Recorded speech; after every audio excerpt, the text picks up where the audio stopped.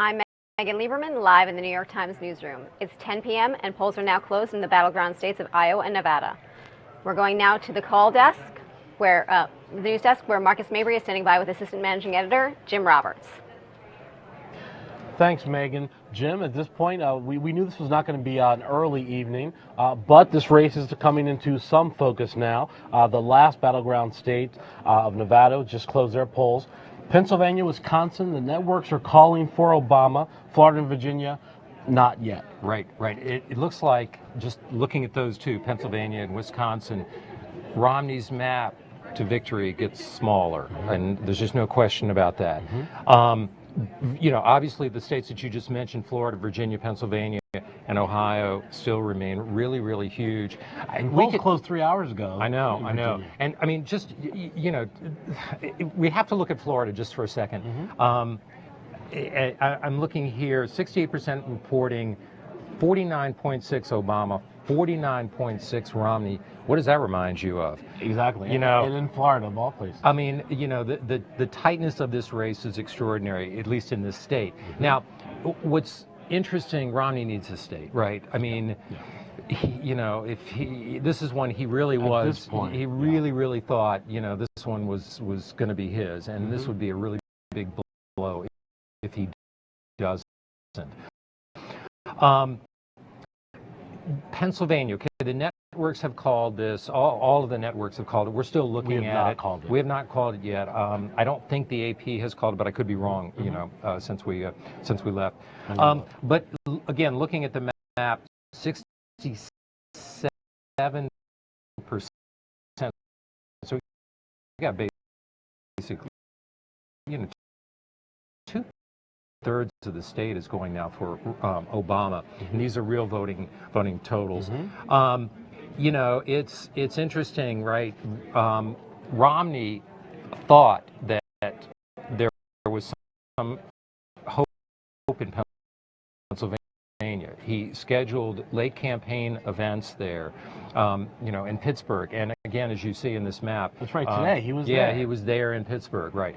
Actually, you know what? We have now called it. The New York Times has now called Pennsylvania for Obama. Okay, so again, as I said, this really does narrow down Romney's Does it look like in hindsight now that the whole Romney campaign's last trips there, last day of the campaign in Pennsylvania was kind of a feign and not really something they had hopes in? I don't know. It was very interesting. I noticed last night there was some information from Obama's staff. I think Stephanie Cutter was saying on television that she was seeing information that was suggesting that Pennsylvania was in fact tightening. So it could be that, you know, Romney's people were seeing things that were real. Whatever the case is, it doesn't look like that was going to be a successful campaign trip for him. Now, Virginia, as you can see, 55% reporting. We see, you know, Romney doing fairly well now. Not surprisingly, Fairfax County leading toward Obama, but you know, I still don't think in these, we don't see enough counties, Virginia Beach, for instance, where we thought Obama was going to have some strength.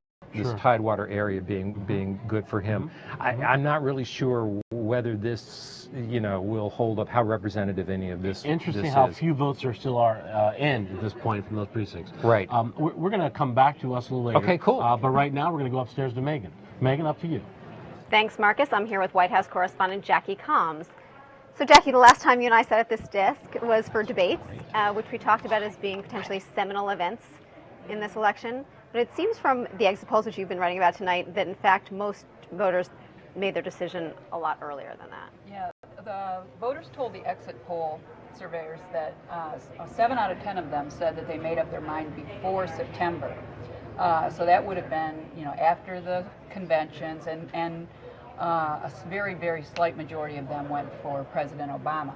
Those who said they made up their mind after September, and in October and in recent days, there was a slight tilt to Mr. Romney, which would suggest perhaps that, you know, that was a tilt that owes to his performance in the debates.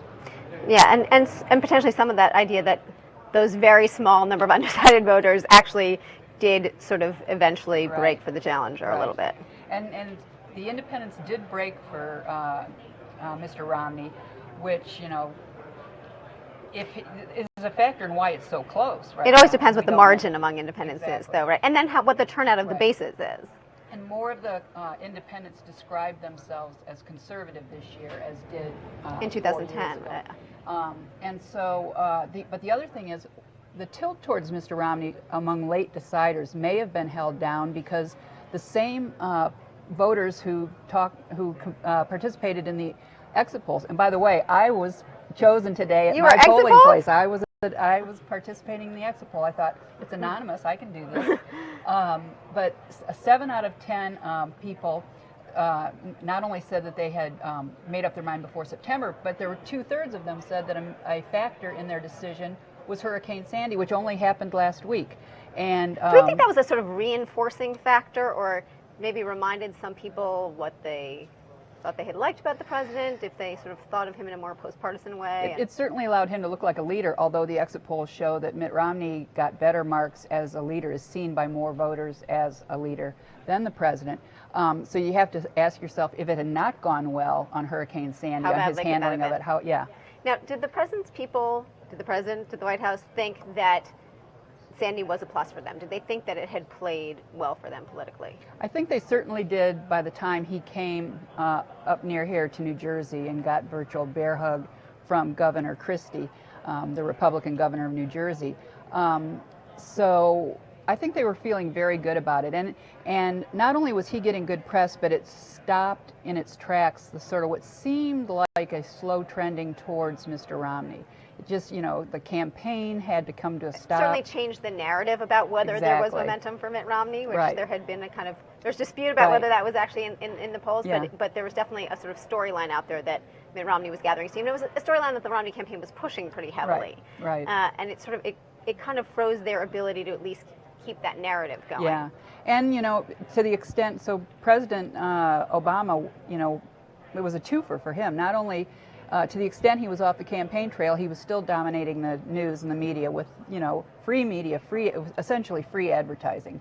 I don't think a single one of their ads could have matched the picture of him and Governor Christie. Hard to imagine. And then while he's off the campaign trail, who was on the campaign trail but his Democratic predecessor, Bill Clinton, who's, still considered the best politician of our time. Thanks, Jackie. We'll be back in a minute. We're going back down to the news desk with Marcus Mabry, who's standing by with Jim Roberts. So, Jim, Ohio, again, interesting state. Still, at this point, no one has called it. What can we see from our map? Okay, we talked a little bit earlier about the 3 C's of Ohio: Cleveland, Columbus, and Cincinnati. There you go. You're looking right at it. 3 counties that are definitely in the Obama column right now. In the end, it's going to be a question of margins again. Right, okay, so we got 9% reporting. Cuyahoga County, it will, of course, be a huge one. Cleveland, some people were saying this is the swing county of the swing state. Right. Obama seems to be running, strong there again early. He's also running strong in Columbus, in and around Columbus, and also in and around Cincinnati. Mm-hmm.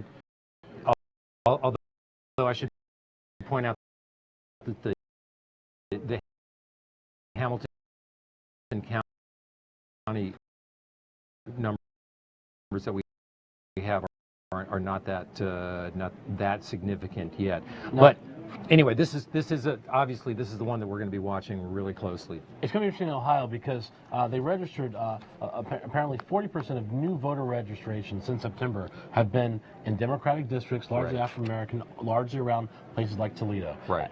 That turnout and those registrations and the turnout of those voters could end up being decisive here. Absolutely, and I think again, this is a state where we did see a lot of early voting, and it's very possible. A lot of people were speculating that this would be a state that would be called way deep into the night. Right, 200,000 provisional ballots we expected. Right, but it's possible again with all of that early voting, there is the possibility we may be learning more earlier than we had thought.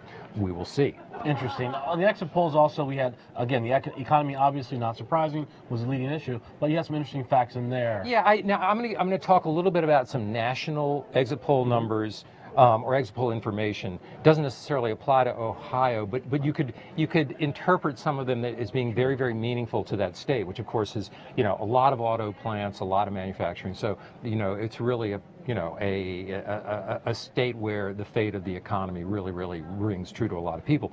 So it was very interesting. When independent voters were asked, you know, about some of the issues and asked about the state of the economy, the exit poll found that the majority of independents, in fact a significant majority, blamed Bush for the state of the economy. Wow. Okay, now what that... That's got to be music to the campaign, the Obama campaign. Absolutely, right, because what this would indicate is that Romney has truly failed to sort of make the case that the economy was Obama's problem. And if Obama has managed to convince people that, hey, it was the guy before him that did the damage and you can't blame me and give me more time, which of course was his big argument, then, you know, then that really may indicate that. The other question I thought was really interesting on the economy is that, you know, if you ask people in the exit polls, what was the most important issue to you, economy by far and away was at the top of the list. But Romney was favored by only a very, very bare majority of those who cited the economy. So it's the subject that's on everybody's mind, but if only a small number, you know, only a small majority, you know, are really thinking about him about that subject, that's significant too. That was a huge part of his whole sales pitch to the American people. Right, I'm exactly. a businessman, I can straighten it out. Right, right. So that does not, you know, bode well for him.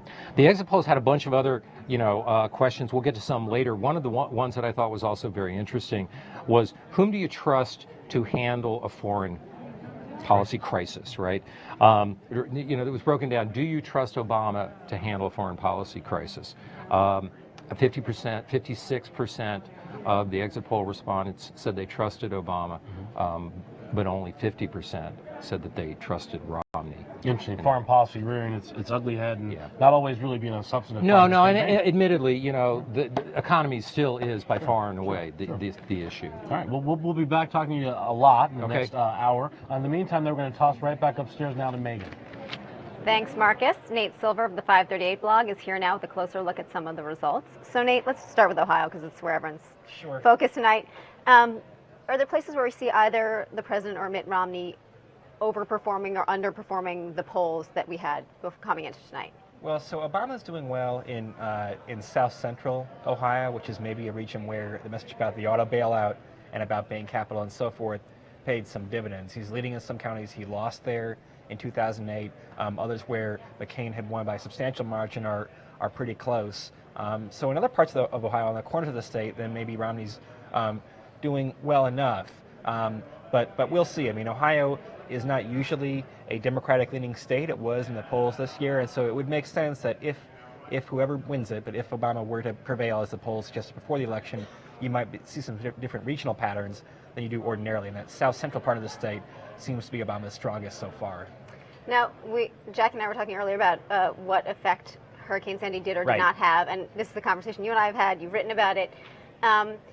We do see some evidence in looking at the map tonight that maybe it did have some effect in that you see this sort of whole northeastern corner of the country having been called. Now, some of those are Democratic states anyway. But when the New York Times calls a state, it's usually we're very cautious here, right? And the fact that Pennsylvania and New Hampshire have now been called by all the networks.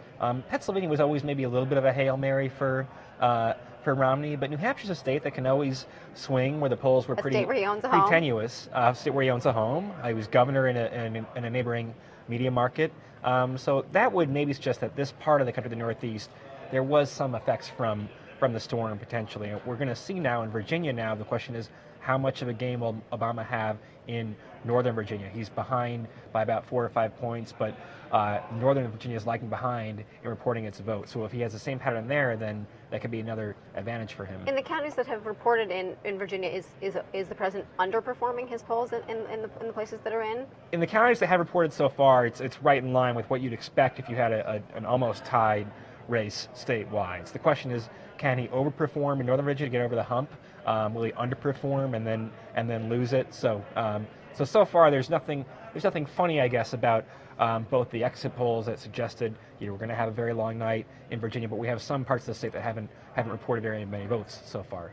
Now, the one true toss-up you had going into the night among the battleground states was Florida, which you had as a literal 50-50 split, down to decimal points.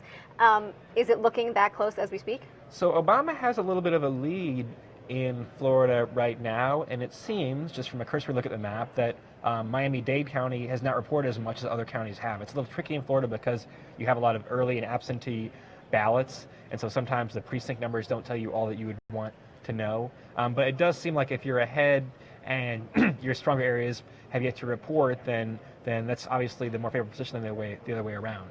Thanks a lot, Nate. Thank you, Megan. And now back to the news desk. Marcus Mabry standing by with Deputy Washington Bureau Chief Hulse for the latest on the congressional map. Marcus? Yep. Hey, it's Mark. We're back down here live with Carl Hulse, our Deputy Bureau Chief, who's been watching the Senate and the House races. Carl, tell us, what have you seen so far? Anything surprising? I think what's surprising right now in the Senate is how good the Democrats are doing. You know, it looks for sure like Joe Donnelly has won in Indiana. It looks That's a race against Murdoch. Right. Indiana, a very red state. Right. The Romney ran very well there. It's beginning to look like Elizabeth Warren will be in the Senate, replacing Scott Brown. Claire McCaskill. He hasn't called that yet, though. No, right on the brink. Claire McCaskill doing very well in Missouri. So and Sherrod Brown won in Ohio. So they're looking pretty good. It's got to be demoralizing for the Republicans because early on in this campaign, they thought they were shooing to take the Senate. 23 seats, Democrats up to 10 for the Republicans. A year ago, no one thought the Democrats had a real chance to hold on to their majority. Now it looks like it's conceivable they could pick up a seat as the races move west. Does it have anything to do with a kind of national trend, and will it extrapolate to the presidential race? Well, it's funny because part of the reason the Democrats have done so well because these tight presidential race, it's sort of been the Senate races have been conducted separately from them in some of these states, and they've been able to make their own way. Joe Donnelly, he's getting no help from the president in Indiana. He got some help from his opponent. Right. Sure. So it's a little bit separated. It's really interesting, the dynamic, and there's some big ones that are still outstanding. Virginia, which is a very big race. So in the House races, what's going to happen? It looks like the Republicans, they're going to be in control. They're not giving up many seats. A few Democrats have been knocked off already, and now we're getting some returns in Illinois where Republicans are losing a few seats. So in some ways, it's all going to even out, and I don't think there's going to be much change. So there's a possibility that if we're talking about $5 or $6 billion spent in total, talking about all the races in this election season, it could still be possible at the end we end up with nothing changing. All those campaign ads, all that money, the Democrats will probably still have the Senate, and the Republicans still have the House, and they can fight it out just like they were before. Yeah, it's going to be, if it's President-elect Romney, I assume he'll be happier than President Obama to come back to a Republican House and a Democratic Senate. Well, the idea of the whole situation staying status quo, it leaves a lot of questions. What's going to happen with the grand bargain? How are Republicans going to retreat on their insistence against new revenues? A lot going on there. All right, we'll keep asking that question as the night goes on, and the shape of America tomorrow comes in the focus for us here. In the meantime, we're going to go back upstairs to Megan. Thanks, Marcus. Washington Bureau Chief David Leonhardt has joined the conversation here on set to talk more about the economic challenges that will face the next president, no matter who that is. So we may know who the president is tomorrow or later tonight, but that doesn't mean the drama ends there, because right ahead has fiscal cliff. Right. And it looks like we're going to have a Congress that's quite similar to the Congress we have now. Democratic control of the Senate, Republican control of the House. Right. So no party can do exactly what it wants.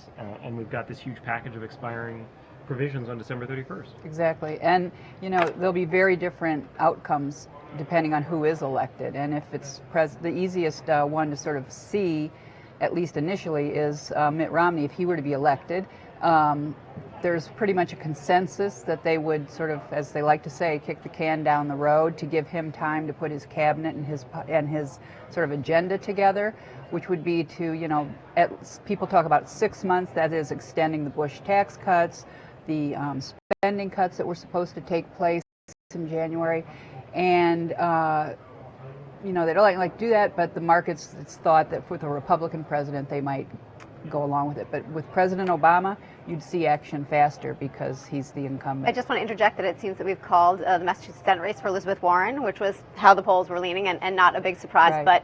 but a significant race, since that one actually probably got more attention and more money, Right. at least direct funds. But than it was, any of the other but it Senate was races. still one that people were watching because it could have gone either way. And that also leads to this interesting scenario in which people have said if Obama wins re-election and Warren were to win, it would hurt Kerry's chances to become Secretary of State, because Scott Brown remains popular in Massachusetts even if he couldn't overcome Right. the blue wave of a presidential election. If Kerry becomes Secretary of State, you have a special election in Massachusetts. Brown's probably immediately Right. a favorite, which Right. is another interesting little side dynamic. Poor John Kerry. So how feasible is it with either Mitt Romney as president or Barack Obama as president that all of the issues that have to get dealt with theoretically before the December 31st timeline could actually get done? Do certain things have to get punted down the line? Do we have to fall off the cliff before we actually deal with all this stuff? There's one piece that really does need a decision, and it doesn't get talked about much, which is the alternative minimum tax, the AMT. Every year, Congresses and White Houses for several administrations Their hands about this. Yeah. fix it because it's hitting more and more middle-class people with a tax, an alternative tax, income tax that was designed to ensnare rich people to make sure they pay taxes and don't have so many breaks that they avoid it. And now it's down to the level that if on January 1 for this year, now that's why it has to be done, because it affects the tax year 2012. And people will start be paying their income taxes starting in January, February, March, and certainly April. So they need to do something about that, or this AMT will be hitting couples with income as low as $45,000 a year, and individuals with, in the neighborhood of $30,000 to $35,000.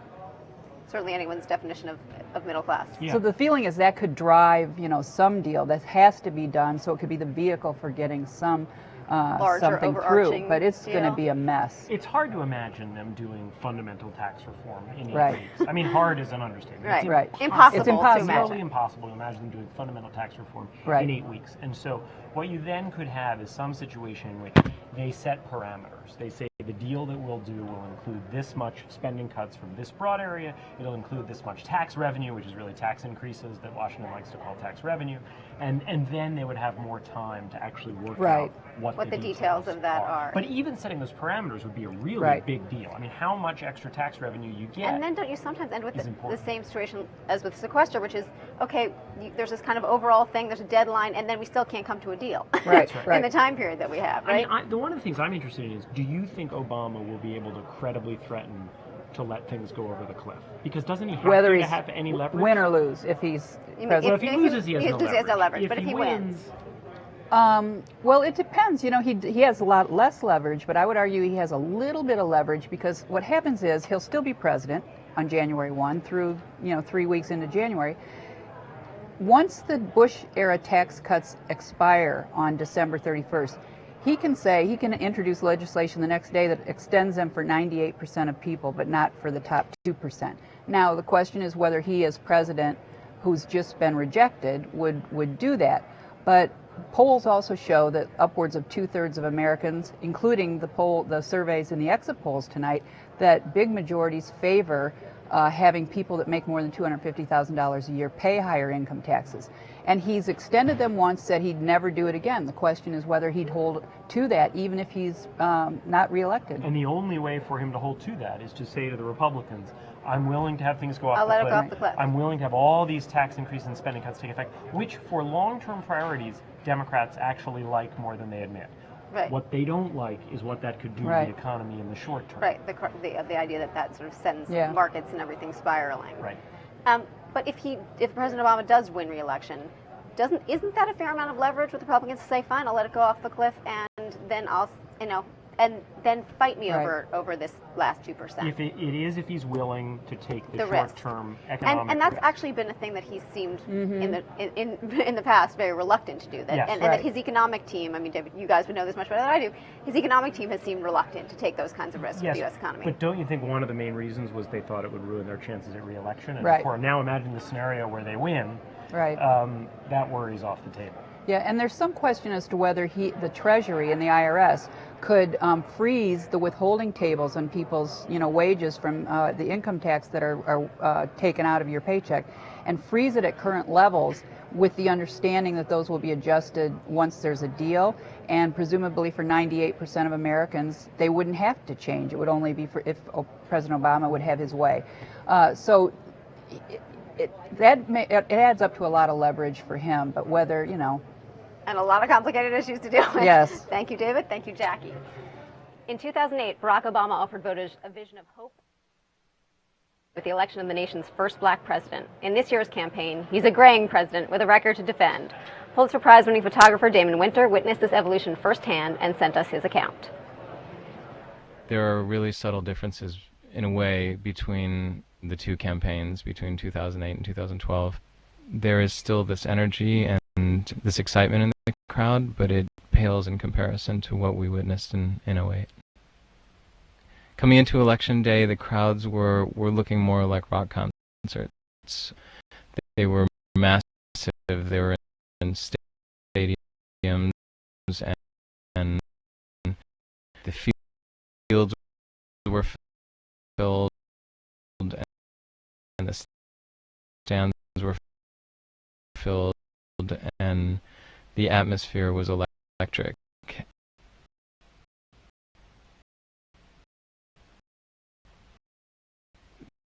Just several days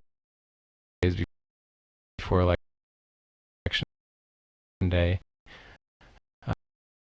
there was a rally at a university in Pennsylvania, and he came out in the pouring rain. His supporters had been waiting for him all day. He got soaking wet. He spoke for probably half an hour longer than he was supposed to. And he was defiant, and he was full of energy and vigor, and presented such a contrast to his opponent. It still is the same man it is Barack Obama running for a second term. And yes, his hair is a little bit grayer, and he's a little leaner, and on occasion he lets a little bit of this wariness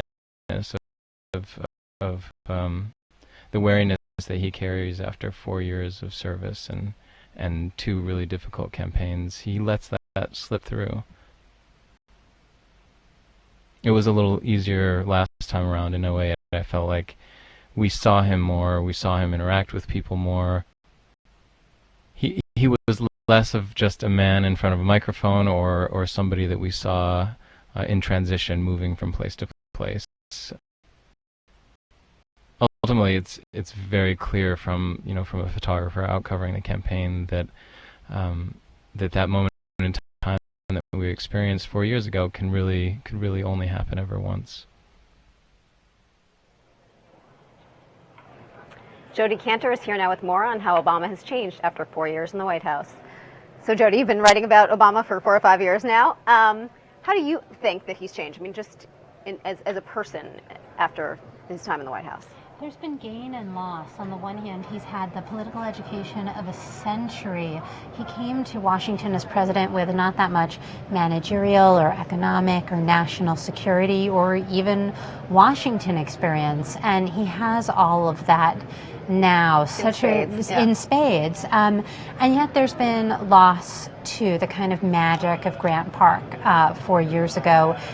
It's simply not the same to me. One of the things I'll always remember about this campaign cycle are those emails that the Obama campaign sent relentlessly to Obama supporters saying, "Hey, I'm the president of the United States. Can you please spare $3?"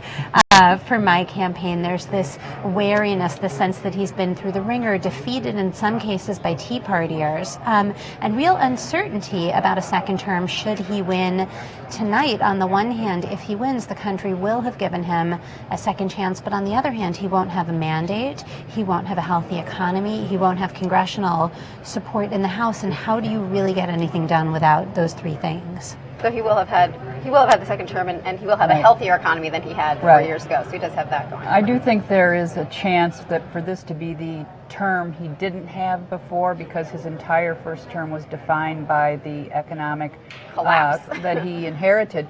And the one thing people seem to agree on is that the economy is going to get better no matter who's elected. And that was one thing. And he very much wants to have credit for that, right? Exactly. And he has told people privately that what makes him so competitive about winning this election is that he does not want to have Mitt Romney come in and get credit after, the way he puts it, after we, cleaned up their mess, although he puts it in more graphic terms.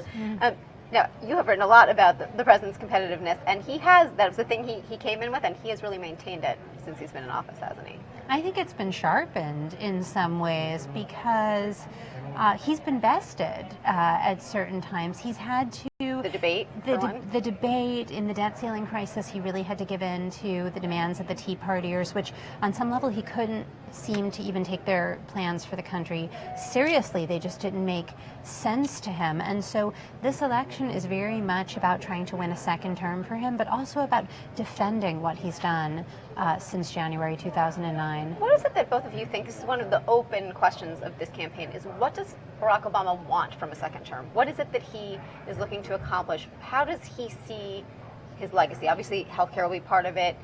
If the economy does come back, rescuing the economy from this great recession. But what is it that he wants out of a second term? I think it's the gap between what he wants and really what's possible. If you talk to his aides, they say he still wants to be a transformational president. He still has those soaring aspirations. It's not that he's let go of them in some way, but he just understands that realistically he's going to have to be both very strategic and creative to really get much done. And what he wants specifically are two things in particular that he didn't make a big issue of in the campaign, which goes to your point about he doesn't have a mandate for them, but he's hoping that both things by his reelection will in effect give him leverage. One is deficit reduction. I mean, contrary to his image, this is a president who really does want to get, and a lot of people on the left of his party fear, because they know that he wants a grand bargain that will both reduce long-term costs of Medicare, Medicaid, and Social Security, that will also raise taxes, part of what he calls a balanced package. And, it'll be an austerity package, assuming the economy improves. The second thing is immigration, a comprehensive immigration plan that makes some accommodation for the estimated 12 million people, mainly, Latinos who are here illegally or were brought into this country by their parents, and to get them on some path to citizenship while also, tightening the borders. The Republicans, George Bush tried it, John McCain was for it, but the current Republican Party is against it. The results of this election, we see in the exit polls, Latinos are going overwhelmingly for President Obama again. So regardless of the result, it's going to be close. If Mitt Romney were to win, and even if he doesn't, there are results in the states, in some of the Senate elections, where the Latino vote is crucial, and the Republicans see their future. This is a growing constituency, and it's concentrated in states where it's important, like Florida and California and Arizona, Colorado, Nevada, and increasingly Texas. Texas is a state that, while as red as it is right now, is seen as a state that can go blue in the next decade. So there's a lot of Republicans, led by Jeb Bush, for instance, who really want the Republican Party to compromise on immigration. So that's, at bottom, a chance for the president in a second term, should he win one. Thanks, Jackie. Thanks, Jodi. And now back to the news desk. Marcus and Jim are standing by with the latest. Marcus? Thanks, Megan. So, Jim, we're at the point now where the New York Times has indeed called the Massachusetts Senate race for Elizabeth Warren over Scott Brown. That's a big deal, I mean, he took the seat 2 years ago. Teddy Kennedy's Teddy Kennedy's seat. surprised a lot of people, but not everybody. Surprised the White House. Right, certainly. Yeah, and she ran a very strong populist campaign. I certainly think this was a seat the Republicans wanted to hold, but having seen a lot of the poll numbers coming up to today, I don't know that a huge number of people were surprised about her. The other Senate race that I've been watching is the Claire McCaskill race in Missouri. We talked a little bit about Richard Murdoch losing in Indiana. McCaskill's opponent, Todd Aiken, of course, had made similar comments about rape that brought a lot of attention toward him. He's doing very badly right now. 34% of the state reporting he is trailing Claire McCaskill now by over 10 points. That's not definitive, but it doesn't look like a very good night for him. Absolutely. Now, pulling back to the kind of presidential race and looking at the network calls, it's interesting. This late into the game, we're talking about 10:30. We're just at this point 25 minutes away from the last of the continental contiguous United States actually polls closing. Only at this point, Wisconsin is one of the kind of the competitive states that people have called. All the other competitive states still out. Yeah, I might include Pennsylvania in that. I mean, I don't know that it was truly, a classic swing state. But back to 4 years ago with McCain too. Oh, is it or isn't it? Right. But I certainly think as Romney, as we talked about a few minutes ago, Romney spent time there the last couple of days. He thought it might be competitive. Anyway, but I think your point is right. There are a heck of a lot of states that we're still waiting on, from Florida to Ohio, that still Florida Virginia. Thing amazes me because now we're talking about 89%. Yeah, let's take a look at it right here. Of the precincts reporting in Florida, 88% on the New York Times thing there. Yeah. And 49.8% Obama, 49.3% Romney. It's talking about too close to call. Yeah, no way we'll be able to call that. But as I said before, Romney really needed this state, and he definitely cannot be happy seeing those numbers. Now, obviously, all eyes continue to fall on Ohio. We got 42% reporting Obama still very much in the lead and still running strong in these urban centers of Cleveland, Columbus, and Cincinnati. When we were talking earlier, we were talking about big economic, thoughts that we were seeing from the exit poll. Yeah. I went back to our experts on the exit polls just to see, could we drill down a little bit on Ohio? Were there any specific questions that might illuminate how or why Obama seems to be doing particularly well on Ohio? So, and they gave me the answer. There was a question on the exit poll about the auto bailout, right? 6 in 10 voters in Ohio approved of the bailout. It's not hugely surprising, but that's a significant majority. 6 in 10 approved of the bailout, and 3/4 of them said that they were backing Obama. So that was a big deal for him.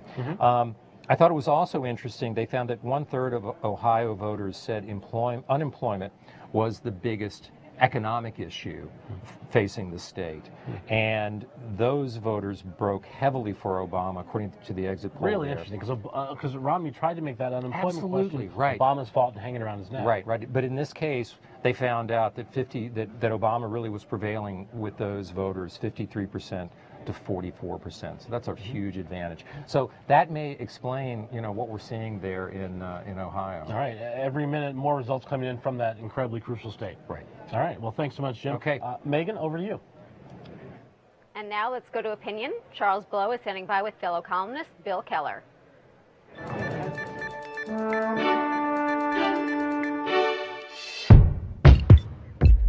Ready.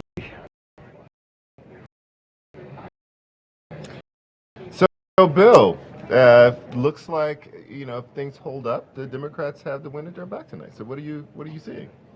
Well, it feels a little bit like the voters have played a great practical joke on us because the polls have been telling us for more than a year, what do Americans want? They want change. They want to shake things up. They want something different. Romney's campaign slogan at the end was big change. And what are we likely to get if the polls hold up? We're going to get 4 more years of President Obama, at least 2 more years of a Republican-controlled House of Representatives, and at least 2 more years of a Democratic-controlled Senate. In other words, probably the recipe for continued gridlock, which is exactly what the voters didn't want. Right. How much of that you lay at Romney's feet? I mean, is that because he is, you know, if he loses tonight, does that say something about him not being the right candidate? You know, is he too? Will they say, his supporters say he was too moderate? Will they say he wasn't conservative enough? How will they spin that? I think there's going to be a great debate, maybe even a civil war. That they're probably ripe for a civil war within the Republican Party over just that question. There will be the diehard Republicans on the right who will say, we picked a guy who didn't have a moral compass that pointed our way. He was too squishy, too flip-floppy, too much of a moderate. And there will be others, and there are practical, pragmatic voices in the Republican Party, fewer of them after this election, and fewer of them after 2010. But there are voices that will say, wait a second, you know, the voters have been telling us they want us to move a little towards the middle, compromise a little. Obama has a hand to play in this too, assuming that the results play out the way they look like they're playing out. He has got a large cudgel in the fiscal cliff, to mix a lot of metaphors. You know, he can play chicken with the Republicans the way they played chicken with him on the lifting the debt limit, and say, either you do a deal, or I'm going to let the tax cuts expire. I'm going to let these draconian cuts to military spending go into effect. So he's got some leverage. So you don't see this as much of a problem as some people have. You know, I've been like watching Twitter and people saying, you know, if he wins, we still have gridlock. You see that there's a way out of that gridlock? Yes, I think we still have a problem. The country is polarized, and the parties are more polarized even than the electorate, partly because the Republicans have veered very far right in the last few years as a deliberate strategy. But I do think there are ways out of it. There's the optimum way out of it is for the Republicans to show a little common sense and move towards the center. A less optimum way is for Obama to put the gun to their head. Let's talk a little bit about what might be, you know, the biggest winner so far tonight, which is women and women's issues. Well, women certainly. I mean, the gender gap held up at, according to the exit polls, about 9% in favor of Obama. You saw they're now calling the Massachusetts Senate race for Elizabeth Warren. The two Republican Senate candidates, Murdoch and Aiken, who got in trouble for comments related to rape, both seem to be losing. Right. So you know, women clearly had a say in this election. Right. Latinos had a say. Right. The Democrats were hoping they would get maybe as much as 70% of the Latino vote. They got, according to the exit polls, about 69%. The other two winners, my two favorite winners, are Nate Silver, the Times pollmeister, who has been predicting, seems to be the winner anyway, been predicting an Obama outcome and taking a lot of flack for it. Right. So he has the right to smile knowingly. And Justice Ginsburg on the Supreme Court, who can now retire sometime in the next few years without worrying that she'll be replaced by a right-wing judge. I don't believe she's going to retire. She may never. She still has some fight in her. She's kind of spry. I don't. People keep saying that. I don't know why I said it. Good point. So if you had to look out, you know, if Obama is reelected, what do you think? You know, if you had to help him craft a next 4-year agenda, what do you think is his next 4 years look like if he wins tonight? Well, I suspect he will use, as much as he has to, the levers of executive power. The way he's, for example, I mean, I think he would like very much to get a comprehensive immigration bill passed. I think that's going to happen. I mean, regardless, I think there will be a tremendous pressure. There will be tremendous pressure. If that doesn't happen, you know, he has done stuff on the margins, like, you know, not enforcing deportation orders against young men who've served in the military and so on, focusing deportation orders on people who are criminals. He can operate more in an executive order sort of way. I think he's going to make an actual effort to reach out to the Republicans, at least on a fiscal deal, on something that pumps a little bit of money into stimulus, pardon the expression, raises taxes a little bit more on the wealthy. And you think that's doable? if he wins, Yes. is it doable that all the people who signed Grover Norquist's pledge to never do this, somebody will buckle and they will get some sort of a deal? I think it's doable. I'm not saying it's going to happen, but I think it's entirely doable. I think the Republicans, what has Grover Norquist done for them lately? Right. Okay. So if Obama wins, the Democrats hold the Senate, Republicans, you think, increase their margins maybe in the House? I don't think it makes a I don't think there's a significant change either way. But they haven't been calling that many House races, and the Right. numbers have been focused mostly on the presidential. Because I think they're race. not calling them. I think they're just pretty much status quo. I think they may raise a little bit. They might raise there. a little bit. But I'm going to disagree with you. I think there's going to be more gridlock. I think you're more optimistic about this than I am. Let's say not optimistic, hopeful. I think we're broken. That's all for us. We're back to you, Megan.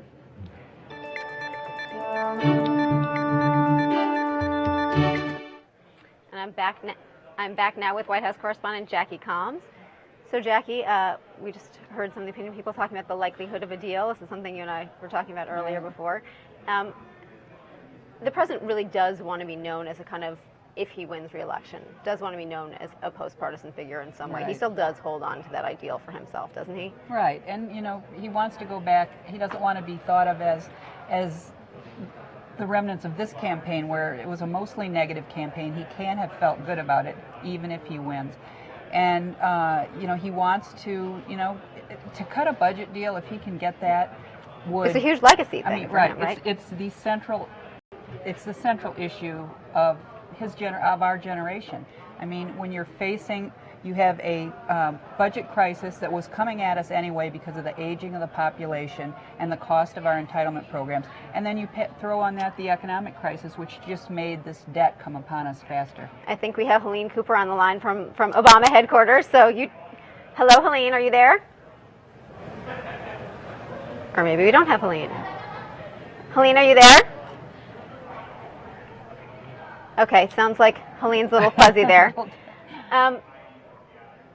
I know one place we've been obviously focusing a lot of attention tonight, Jackie, is Ohio, which you and I have been talking about it off camera because you're a native of the state and have been paying very close attention to what's going on there. There's been a lot of talk tonight about the auto bailout, how much that changed the dynamic for him there, and whether that really is responsible for his margin with white working class voters there. One thing we haven't talked about so much tonight is this Jeep ad, which seems to be the one moment in this campaign that a campaign got punished for putting something out there that just was not true. Right. I think the Jeep ad was a big mistake, and I'm not just from Ohio. I'm from Toledo, Ohio, which is the home of Jeep, and my high school was like a half a mile from the Jeep plant. Wow, you are so qualified to talk about Jeep. In my high school years, the plant was running 3 shifts, 24 hours a day. By the time I left Toledo, there was barely one.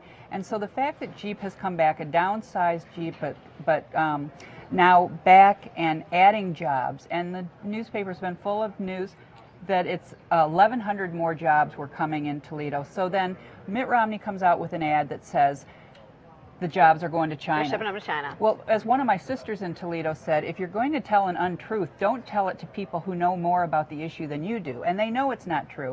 And so the Obama campaign rightly seized on this. And as recently as this morning, David Axelrod said it's a trust issue, that was evidence to people of the trust deficit that Mitt Romney has. So, in Ohio, he probably already had my hometown because it's a heavily unionized place, and a lot of other places but it couldn't have helped Mitt Romney. It had to, and it made the union workers angry. Thanks, Jackie. We're going down to the news desk again with Jim Roberts. Marcus? Thanks, Megan. Jim, we've been talking about Florida, and there's two counties that actually Jeff Zeleny and Jim Rutenberg had said are going to be two important bellwether counties in Florida that I've been looking at all night. Osceola County is one right there south of Orlando. And the important thing here is to look at what happens this time as far as Obama's margin versus the Republican opponent, and how does that compare to what happened last time. Osceola County, with 100% with 89% of that county reporting, Obama is winning 61% to Romney's 37%. Now, Obama won Osceola County 4 years ago with 60% to McCain's 40%. Okay. So what we're seeing is Romney is performing less well in that swing bellwether county in Florida than the Republican did 4 years ago, and Obama is performing slightly better than he did 4 years ago. The other important county they talked about, Jeff and Jim, was Flagler County, a little bit north of Orlando, and there we're seeing a bit of the opposite. Last time, McCain won that county barely over Obama by 50%. And this time, Romney's winning it 100% reporting by 53% versus Obama. So a little bit better there, but that's a much smaller county than Osceola County. Okay, while you were researching those two, I did a little bit of homework on Hillsborough County. Okay, this is Tampa area, right? Okay, we got 99% of the vote in, with Obama leading 52.7% to 46.3%. So, talking with Nate Silver of the 538 blog, he's feeling that, that things, are looking good for Obama in this state. I'm looking at what happened at Hillsborough 4 years ago, and Obama actually won it just by 50.8%. So 52 he's outperforming, is better. And McCain racked up 48.4%. Romney only 46.3%. Yeah, I think that's really, really interesting. And the other thing that I also learned is that no candidate has won the state of Florida since 1960 without winning Hillsborough County. Wow, that's got to be bad news for the Romney campaign. Yeah. So far, all right. So there's a little tidbit there. Marcus, the other thing I wanted to talk a little bit more, I got some other exit poll information that I thought was really, really fascinating that I think people might be interested in knowing. There had been a lot of discussion about what some people had called the enthusiasm gap, or the question of would supporters of either candidate really turn out in force.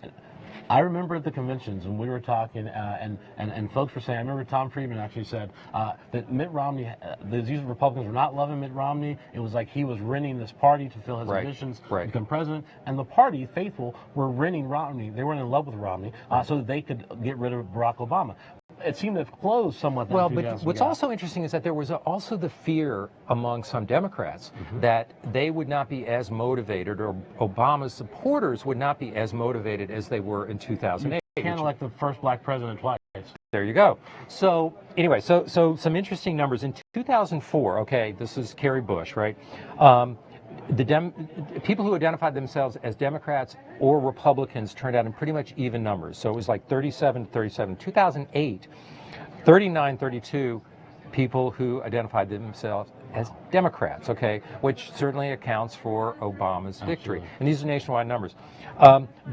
In 2012, again, according to the exit poll numbers all across the nation, 38% versus 32. 38% identified themselves as Democrats. Wow. So, at least judging from those numbers, Democratic voters seem to be coming out in higher numbers. That's amazing, because the Romney campaign, even in these last hours before the voting started, we're talking about an enthusiasm. That they felt really pumped up, right? They felt the crowds were pumped up. They Right. felt their candidate was pumped up. Sure. But again, if these numbers, are valid, in all likelihood they are, then that would sort of contradict that view.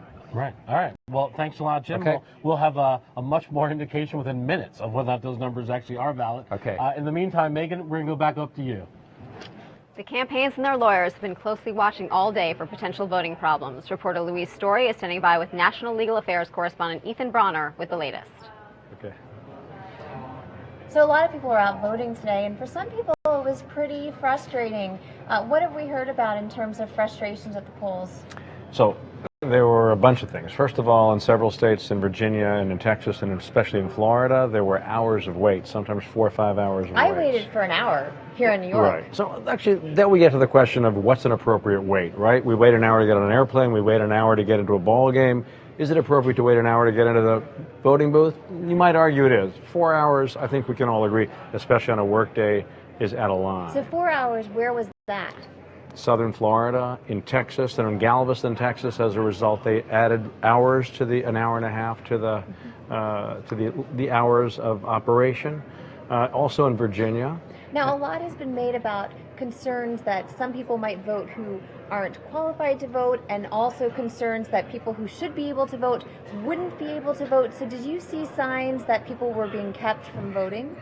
I don't see huge signs of it, but it is also true that as a result of all this concern on both sides, there's this kind of endless group of people watching each other, all circling around each other at all of these on both sides. At the polls. At the polls. In fact, something interesting happened today in Pennsylvania, in Allegheny County.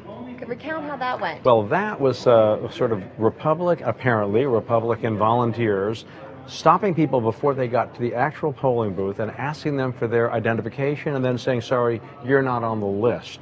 But they turned out to have no official capacity. So they were not the official people? No. Well, so how were they allowed to do that? Well, because they were outside the polling area, and of course, even then they're not allowed to, and then there was a complaint, and a judge issued an order barring them from doing so. Is it possible that there's a lot more of this that we have not heard about yet, and we'll see it? Maybe to me, it seems unlikely, given the fact that all these thousands and thousands of people are watching for it, so I don't think there is. Now, there were issues about voter ID in Pennsylvania, apart from those people who stood outside. And that is that Pennsylvania passed a law which said that you have to have an official photo ID to vote.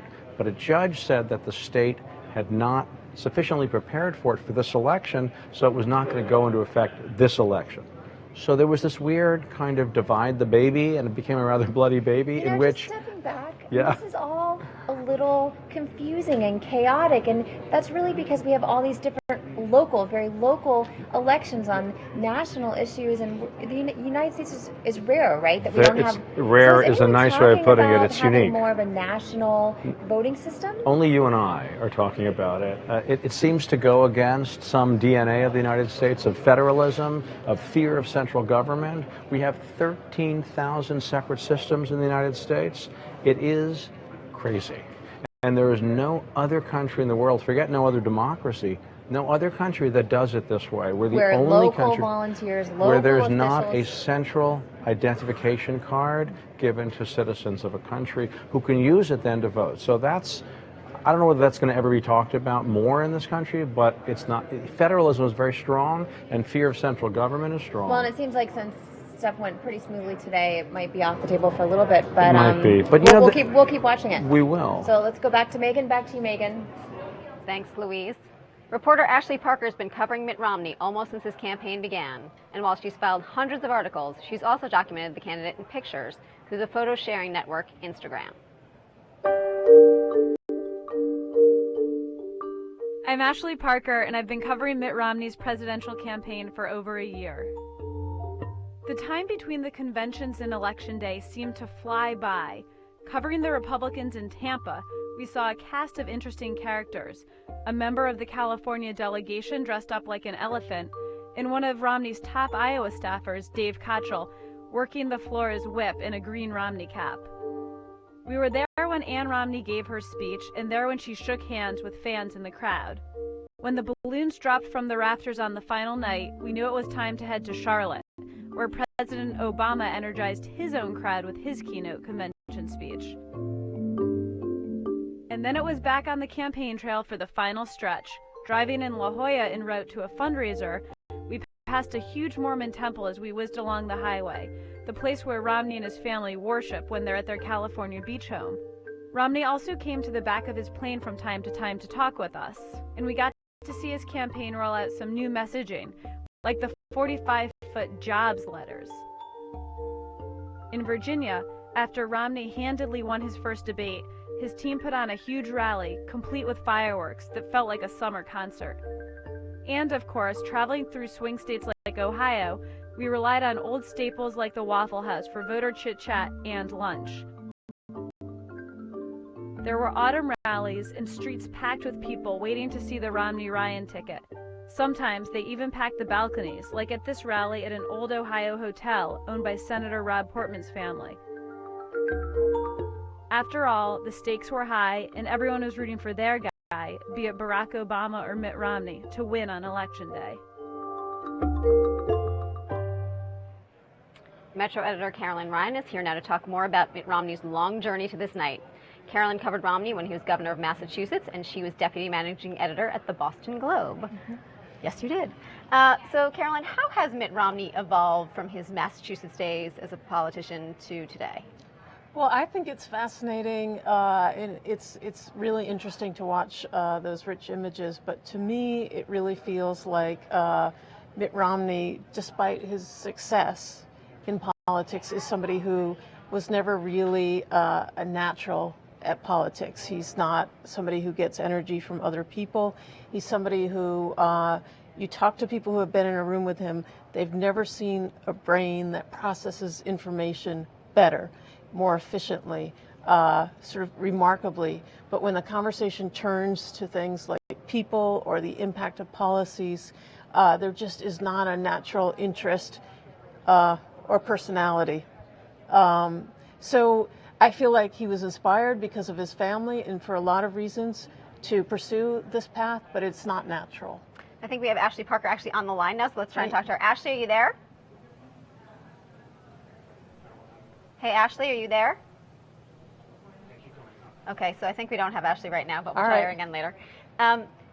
So, you know, as you say, he's not a natural politician. And it's one of the things that has been sort of the knocks on him through the last presidential campaign and through this one, which is that he doesn't really connect with people on the trail, that he has these sort of awkward moments when he does try to connect with people, which for someone who's trying to become president, who's running for office, that is always a tough thing to overcome. Absolutely, absolutely. I mean, I think I've talked to you a little bit about watching his family and certainly his father, who derived so much energy from being out there with people and was so And they're very different people. They were very different people, right? Very different people, but as you know, Mitt Romney really idolized his father, and it felt like he really grew in his father's eyes when he started pursuing political office. So, you know, it's a curious thing. How did we end up here with this man who seems a little bit incongruous for the role? But, you know, I do think one of the things I find fascinating when you watch politicians is, do they grow? Do they grow as candidates? And I think you have to give Romney his due, that he's clearly better than he was in the past, and that he's plunged into the things that are not genuine or easy for him.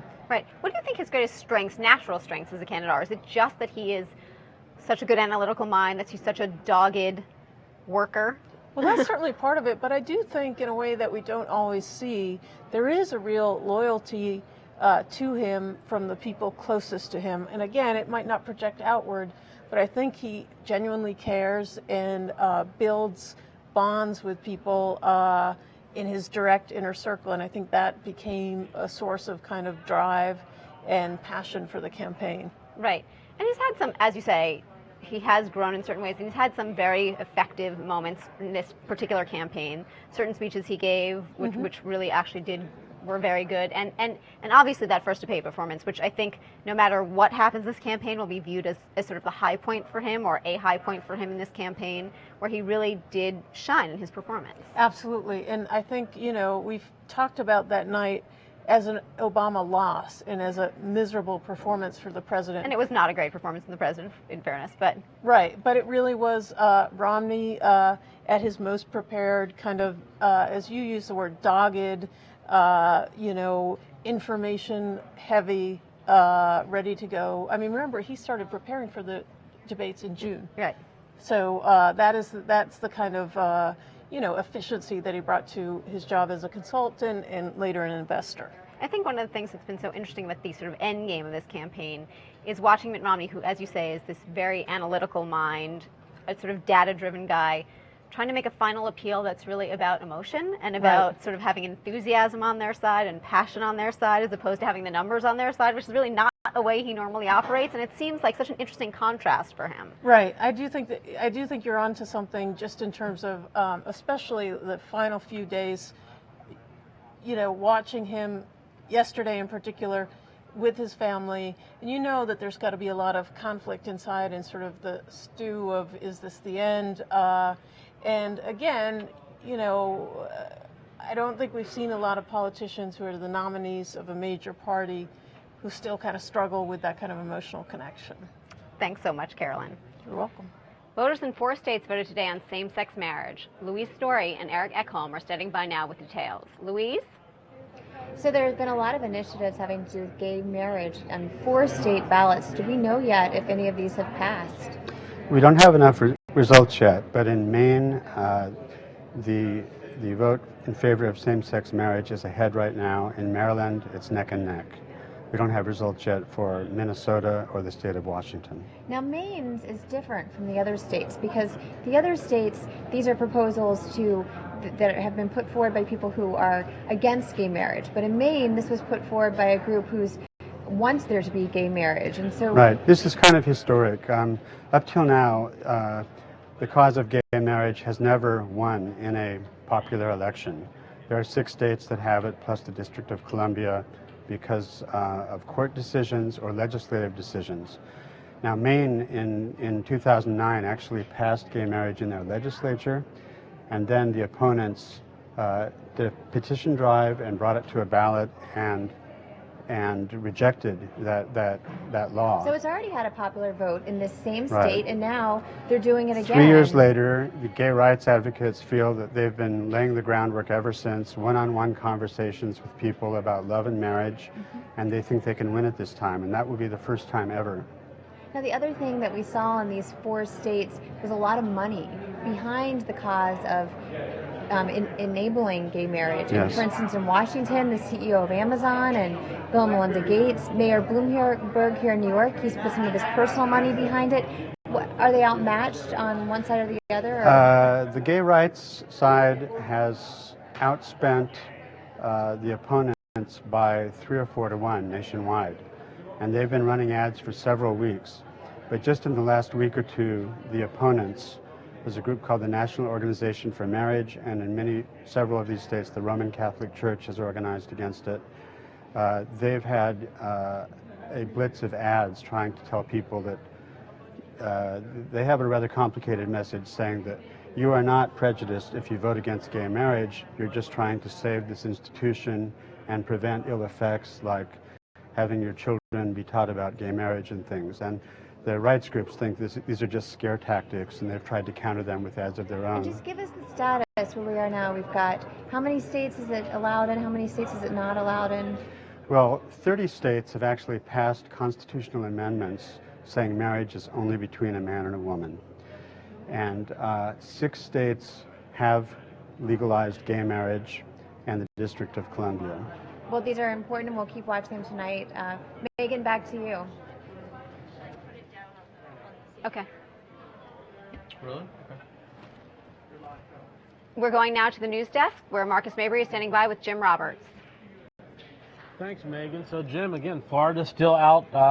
The decision's still out. What can you tell us about what you know about it? Okay, let's see. What do we know? All right, so we've got still got about 88% of the returns in. The one thing I did learn since we talked before, it looks like the largest number of outstanding votes are sitting right now in Miami-Dade County. Okay, Interesting. Now, we know that generally breaks Democratic.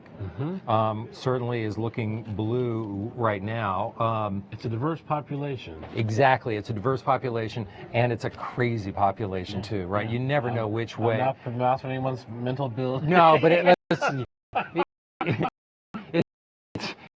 you never know where things are going to go in Miami-Dade. Yeah. So, but interesting number in those exit polls. The Cuban vote is breaking for Romney, but just barely. Right, That was right. interesting. And the non-Cuban Latino vote breaking heavily for Obama. So here are a couple of very, very interesting statistics. Okay, Obama is winning Hispanics very, very big. Latino vote, 60% for Obama. But compared to 2008, let's look at this. So 2008, 14% of Florida voters were Latinos, okay? Obama won them by 15%, a 15% margin over McCain, okay? 2012, that the number of voters, number of Hispanic voters had increased to 17%, from 14 to 17%. So the population is getting bigger. Obama is winning them now in this today by 21%. Wow. So if that state were to fall in Obama's column, then the Republicans, Romney, have to look at that Latino vote as decisive in Florida. It could very well be. So that's really interesting. Now, we keep coming back to Virginia. It's not exactly a dead heat, but I think no one is willing to call the state yet. That could be a piece of good news for the Romney campaign. Right, it could be. It could be if these numbers hold up, definitely. But we were talking earlier about some of the suburbs around Washington. Let's see, Fairfax that one's still leaning toward Obama.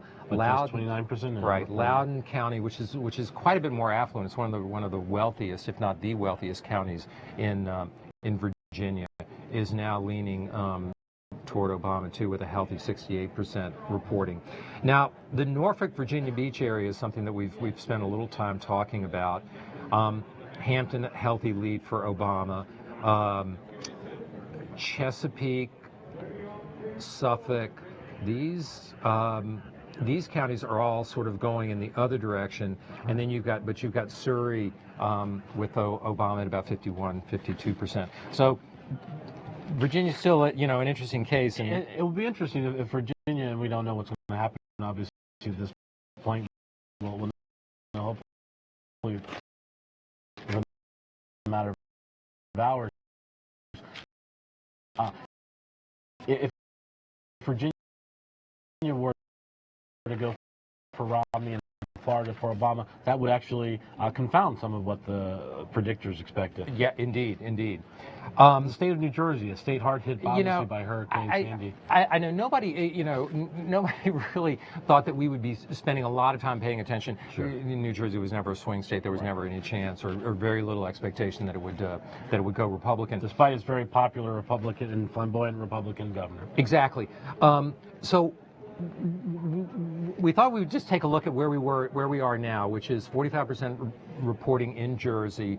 Obama leading 59.3% to 39.7%. And 4 years ago, he won that state 46.8%. So that the numbers, at least right now, actually better for him. His margin bigger in New Jersey than it was 4 years ago. Right, and I think that there was an exit poll question that I really wanted to dig out because I thought it was really instructive. That there was a question that was asked people: how did the storm affect your vote? How I think the wording was, how important was Obama's response to Hurricane Sandy to your vote? 41%. This is across the nation. 41% said it was an important factor in helping them decide who to vote for. Of that 41%, 2/3 broke in Obama's favor.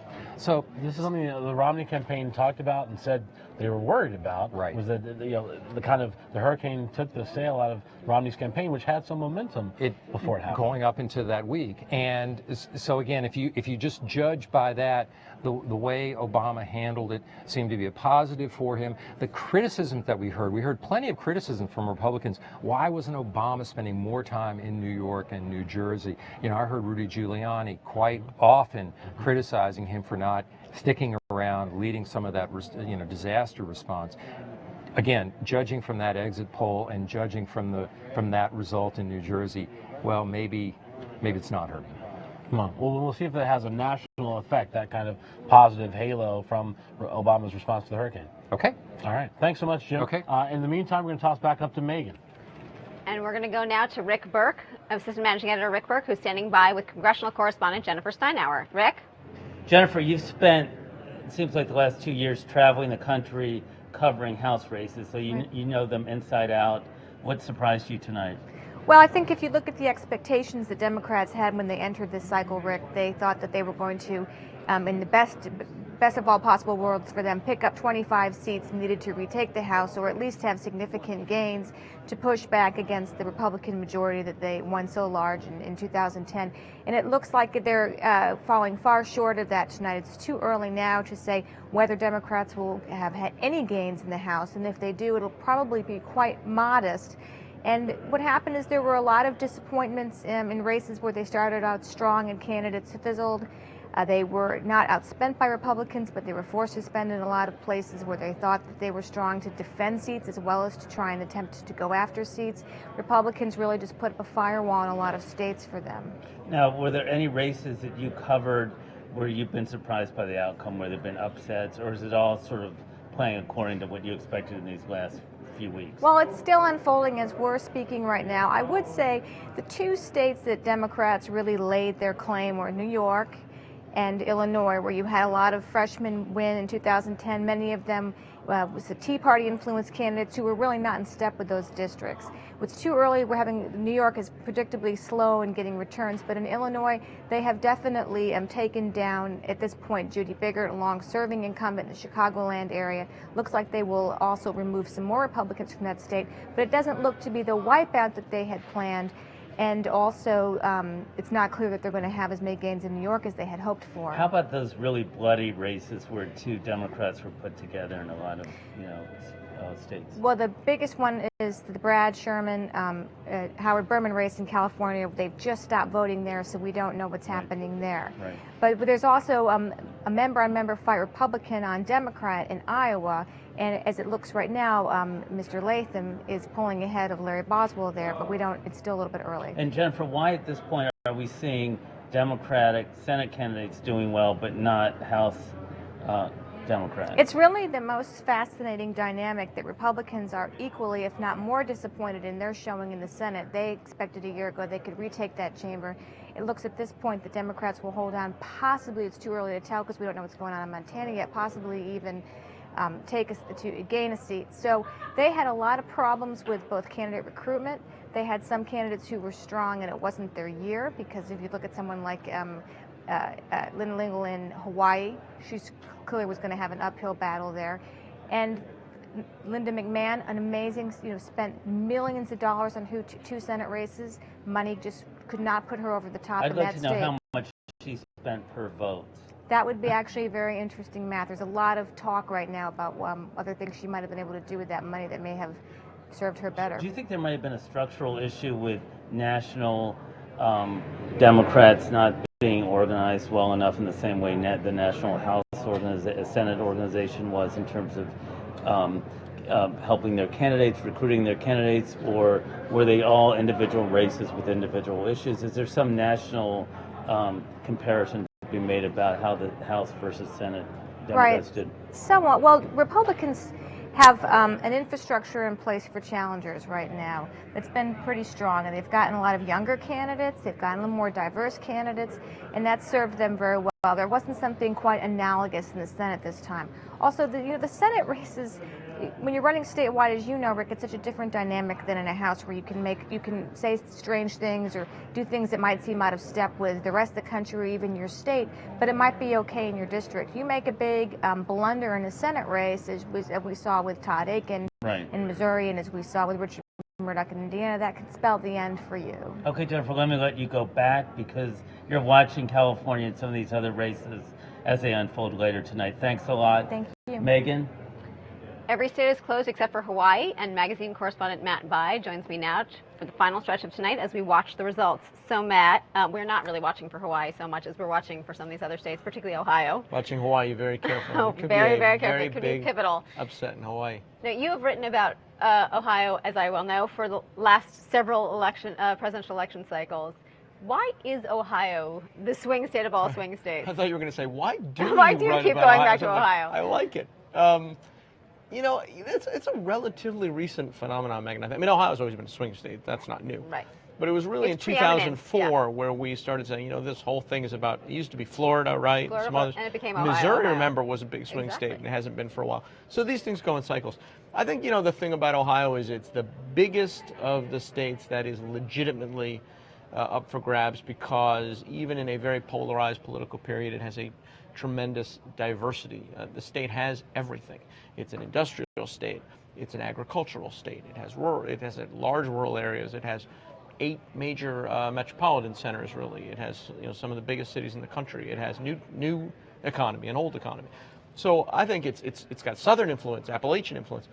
I could go on. So you know, I think you know, I'm like a tour guide, but I think you know, Ohio is perennially in this position because it is the largest of the states that really legitimately belongs to no one in the electorate when you start out, because it represents really every segment of the country.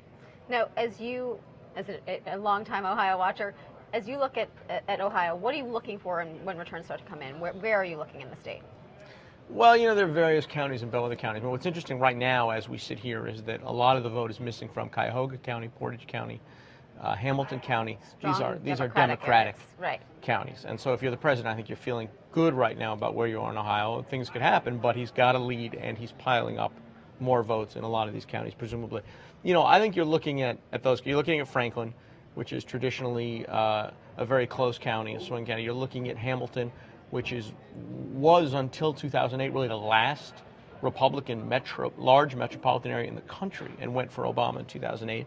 And you're looking at the margins that Democrats pile up, the math in Cuyahoga County, the Cleveland area, versus the margins that Republicans are piling up in the western part of the state and the southeastern part of the state. I think all of those indicators right now are looking better for the president than they are for Mitt Romney. But there's you know, a good, last time I checked, there's a good 15+% of the vote that's out, and people weren't, you know, no one's comfortable calling it at this point. Now, there was a lot of talk last time about sort of how the president was extending the map, broadening the map. And one thing that you've written about and that we've seen in this campaign is that obviously he wasn't going to win by the margins potentially, even if he wins, that he won last time. But a sort of narrowing of the map to a much more traditional Democratic map that was focused on these sort of bedrock Democratic Midwestern areas. Right? Yeah, I mean, a lot of people looked at the map this time and said, well, this is what Barack Obama did in 2008. So this is the map we start from. So this is the map you start from. Everybody always starts from the last war's battle plan. You can't do that here. This has been my point, because, and I think the Obama people understood you can't do that, because 2008 was lightning. It was one of these, you know, strange wave elections where I think really it's fair to say that President Obama ran more as an independent than as a Democrat. He ran against the status quo, both first of his own party and then in Washington. You remember the market was tanking, the war in Iraq, right? No incumbent. So, you know, for a lot, he represented a generational change. There was this great this great personal, hopeful story. So he really ran outside the traditional system, and he ran at a very peculiar moment. I think when you are the Democratic president of the United States, which he is, you are now running on the map that John Kerry ran on, the map that Al Gore ran on, the map that Bill Clinton and Jimmy Carter ran on. That is traditionally a much more difficult map, although I think it's gotten easier from when those guys ran because of some of the demographic changes. It's still a difficult map. They have less opportunity to expand it. And I think, you know, indications are tonight that, you know, at this point, when you look around at the map, that in a lot of these states, they've done about as well as you could have expected. I mean, I was comparing his numbers tonight to where John Kerry was among, at least in exit polling, among some of the white working class men, and in the gender differences, women and men. He's outperforming where Kerry was in 2004, and I think that is the map that you would have to use, I think, to see really how they're doing. Thanks, Matt. I'll be back with you in a while. National columnist Dan Barry spent much of the election year in Elyria, Ohio. He traveled back there today to visit some of the people he met and learned that despite their political differences, there's one thing many residents can still agree on. This is Dan Barry for the New York Times. The jaded among us might contend that in a presidential election, one vote among tens of millions has no meaning. But here in Elyria, Ohio, a small city southwest of Cleveland, residents did not need the relentless campaigning to know that their vote mattered. It's just what you do, even if, like Howard Foxman, you are 91. This morning I got up at 4:30 so that I could get prepared for going to vote. I'm on a cane, you know, and I stand up. And it's very tiring. I had no idea how long I'd have to be there. And so my wife had crackers for me. I'm a diabetic, you know.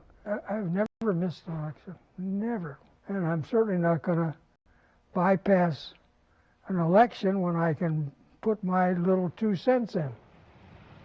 Election Day here has its own rituals of celebration, including a November foliage enhanced by the vivid colors of yard signs and political banners. Not to say there isn't the usual back and forth between the Democrats and Republicans who gather every morning for breakfast at Donna's Diner. I'll bet Bill votes Republican. No, from what he was saying, I don't think so. Oh, really? Well, good for him. Among the patrons at Donna's, there may be the realization that the challenges of their city continue no matter who is president. Poverty is on the rise, and the city's downtown needs economic revival.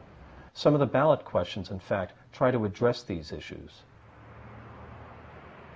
A breakfast regular, Speedy Amos, opted to vote by absentee ballot so that he could take his time in digesting the issues at hand. Well, if you didn't study, or not study, but consider those things, you might, after the election's over, and you'd say, geez, why didn't I vote that way? Or what?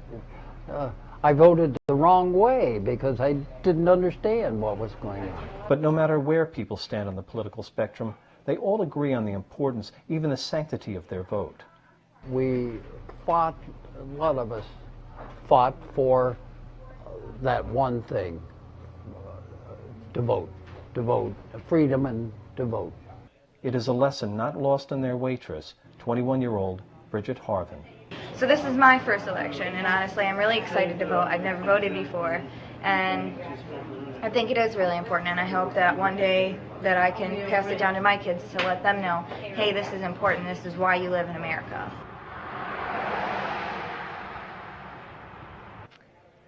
Some of the networks and CNN have called the election for President Obama.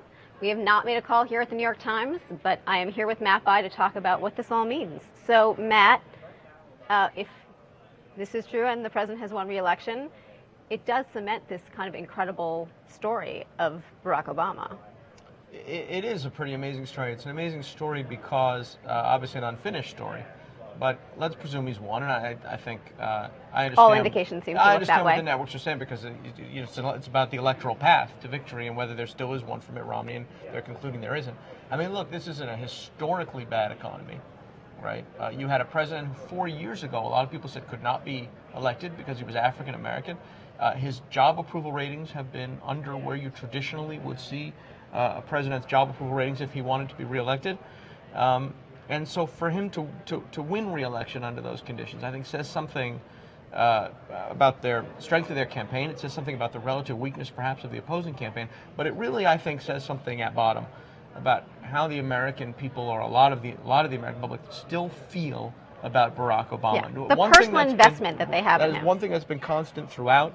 Are the favorability ratings, the trust ratings. I think people, and the empathy ratings. I mean, we saw it in the exit polls tonight too. They've wanted him to succeed from the start, and there's a sizable enough percentage of the country that still wants and believes he can succeed as president. And I think that personal bond, which was forged really in that moment that we talked about in 2008, is what's more than anything has propelled him into re-election, if that's in fact the case. Right. Now, and we talked about this sort of personal investment people have in candidates or don't have in candidates. That's something you can't manufacture, right? You can't sort of create that sentiment. Well, and I think I would venture to say that's in part Mitt Romney's problem. Now, there are some other problems on the Republican side they're going to have to think about in the weeks ahead if this is the way it's come out.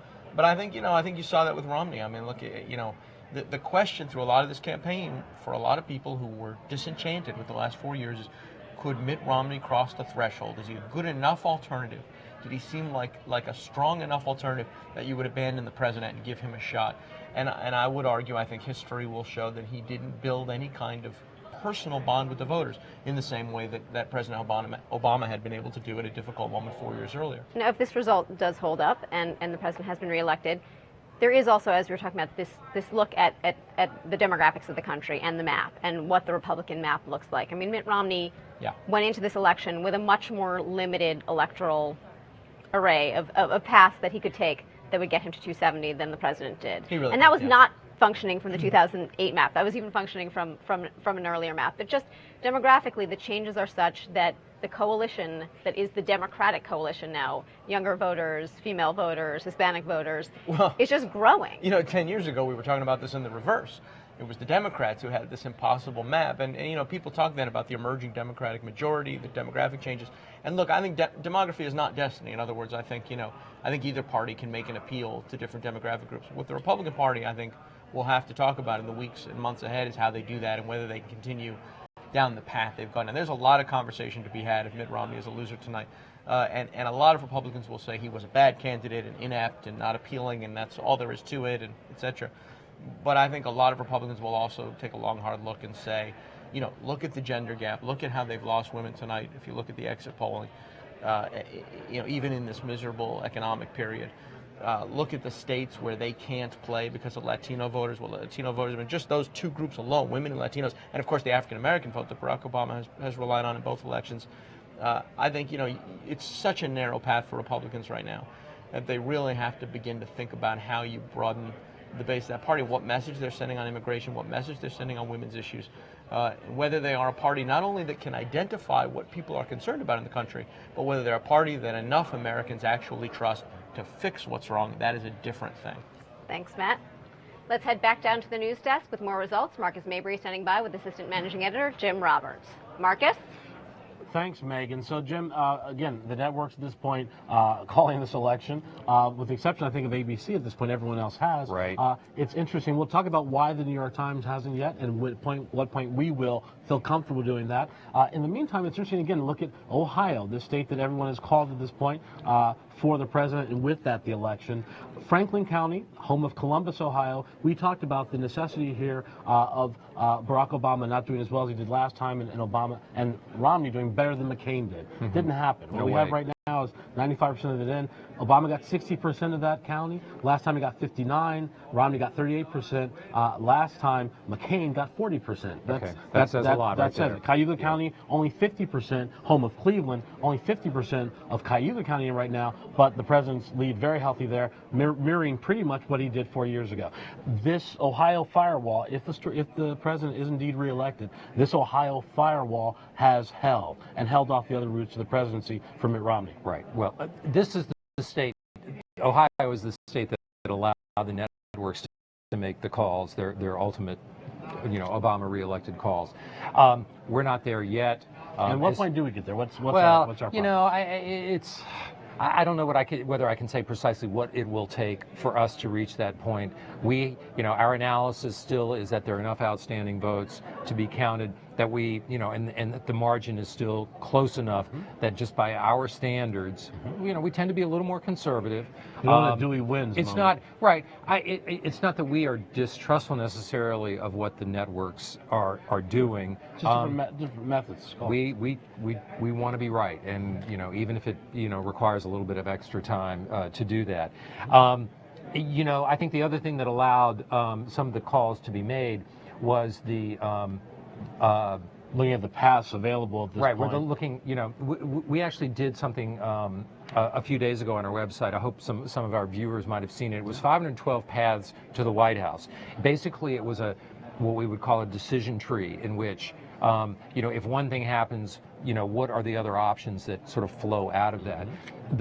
Of those 512, the vast majority of open paths really were available to Obama. Sure. And I just plugged in the results of the states that most of the networks had called, and it's very easy then to see how that path to victory for Obama. So at this point we're talking Ohio, Wisconsin, Iowa, right, and New Hampshire. Right. We're not talking at this point, as you have here empty on your screen, Florida, North Carolina, Virginia, Colorado, or Nevada. Not even calling any of those. Yeah, I think that's really interesting. Although North Carolina has been called, but that one went in Romney's favor. But it is really interesting that the states that we've been talking about a lot, certainly we talked a lot about early on in the night, Virginia and Florida, still are, haven't been called. The networks haven't called them. We haven't called them. But yet, again, Obama had lots of different ways, scenarios to get those 270 electoral votes. What does it mean if the president can be reelected without winning those two huge states that are part of the South? It's very interesting, and he still may win them, or one or both. Right.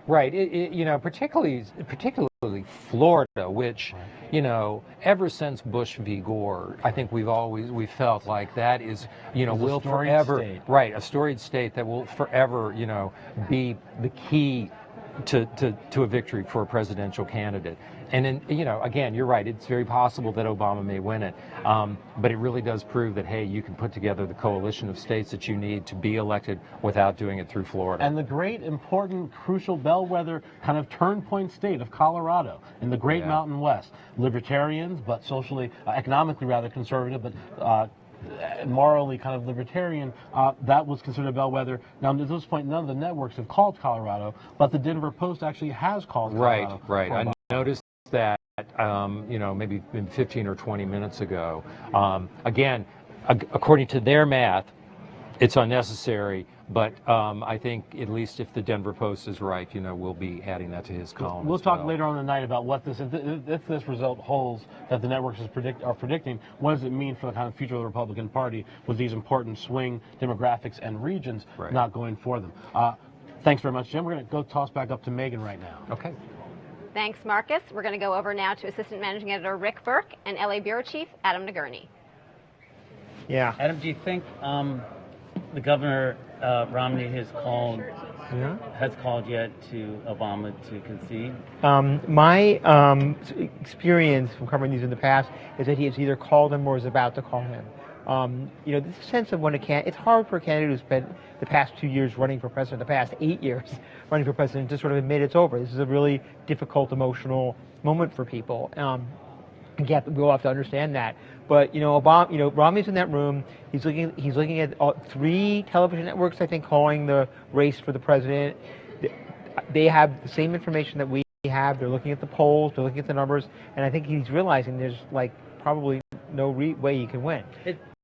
It's striking that how close right now the results we've seen so far match the polls we've seen for so long. I've never quite seen anything quite like this. Have you? No, it's been a while. I mean, I think there was a period a while ago when the polls were kind of predictive, and then we got away from it. But now they seem pretty tight. And all that sort of skepticism about the polls that came from various quarters, I think they were wrong. I mean, I think these polls were generally pretty predictive. And the thing is, you saw, for example, in Ohio. I haven't seen the final numbers in Ohio, and the networks are projected it. I'm not sure we have yet. But poll after poll after poll showed Romney losing to Obama from margins going from 2 to 5%. Now, in our business, 2%, you don't predict anything from that. But when you see so many polls saying the same thing, one of the really important point here, right? The Obama people told our reporters, Jeff Snell and A.J. Rutenberg, that they had assembled this really, really, really massive voter base, this sort of base of millions and millions of undecided voters, and they reached out to them all the time and knew where they were standing. And you hear this all the time from campaigns, and lots of times you're like, oh yeah, right. Well, you know what? If you look at what's happening tonight, it looks like they really did it. It looks like this is going to be remembered as a really historic ground game victory. And the Obama people, assuming that these projections turn out right, the Obama people did what they said they were going to do. Partly, if that is the case, a historic ground game victory, is there a certain built-in advantage to an incumbent who had 4 years to sort of continue what he did 4 years ago? Well, I might drop the word incumbent. If Romney had won 4 years, Romney did run 4 years ago. He ran as a general election candidate 4 years ago and began building the network, and then continued to build it over the next 4 years. He could have done the same thing, but he didn't. The Obama people. He had to worry about winning the primary, nomination, right? Yeah, which he couldn't, Obama right. didn't have to do that. And he didn't have a primary that was a big deal.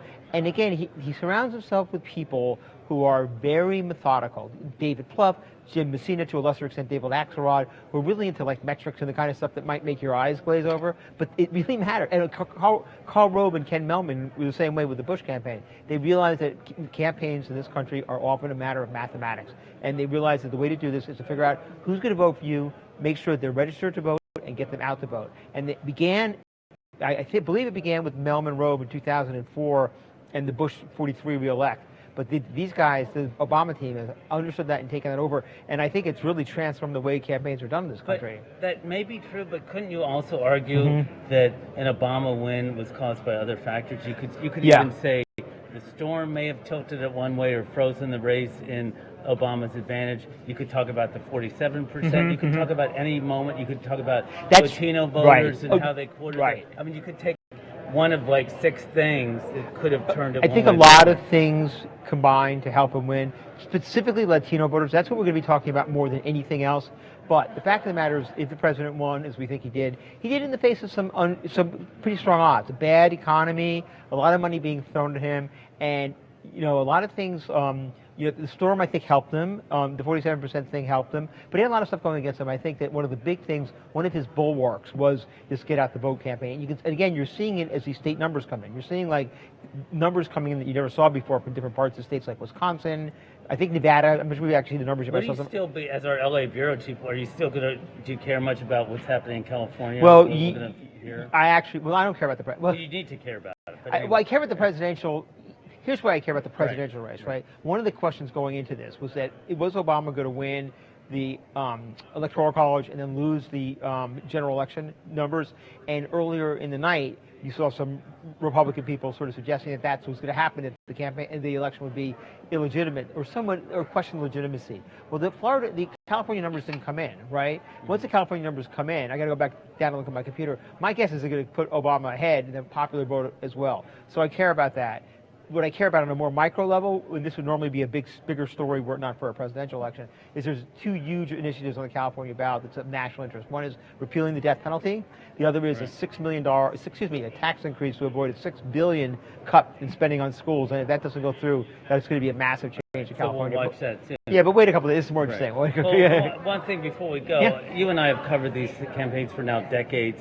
How does the feel of this night compare to other election nights? Well, I got to say, I covered the. I was here with you covering the 2008. Don't remind me of the 2000. Remind me. No, we won't. The 2000. Yeah. But no, quickly, what do you think tonight? I thought it was really interesting and really cool. Yeah. But the vibe of 2008 was unbelievable because you really felt like you were covering a moment in history, right? That was just like, And tonight?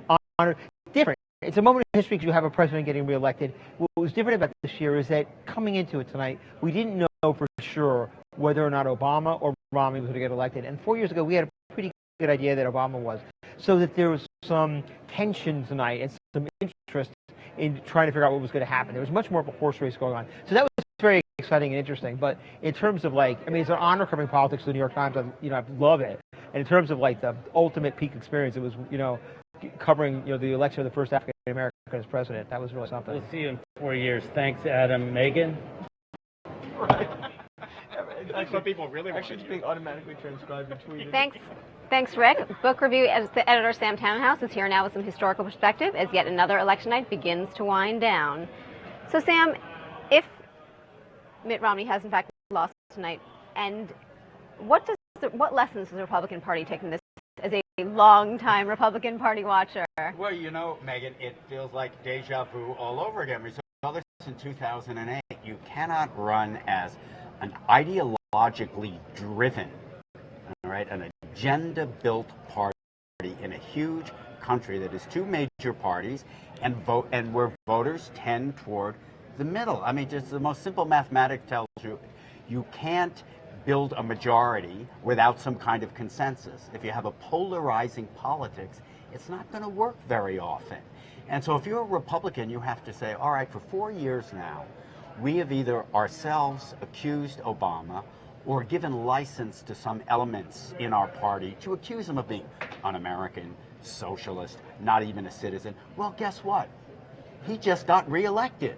So you have to decide whether that kind of ideology, which can have local payoffs, they've got the House of Representatives, they can block legislation, they can introduce all kinds of bills, you know, to change some of the social values in the country. They'll get blocked in the Senate, which they've also lost, it appears, you know, worse than before because of the ideological candidates they have. If the Republican Party can't detach itself from its insurgent extremist wing, we're going to see this for a long time to come. I don't know what you make of that, Matt, but that's how it feels to me. Yeah, I think that's the conversation they're going to be having for a while. You know, it's interesting. People think back to Bill Clinton in the late 80s and 1990s, and they think of it, Democrats now think of it as political expedience. Clinton did the easy thing. Right. He tried to move the party to the center, or he triangulated. Centrist. The truth is, it took, and people forget because that moment's lost, it took no shortage of courage to stand up to the Democratic Party in the late 1990s. No shortage of flack for to it. go in front of audiences, labor audiences, and say we need free trade. To say to liberal Democrats, we can't have mercy on the criminal if we're going to be tough on crime, right? That we have to be a party that takes values seriously, right?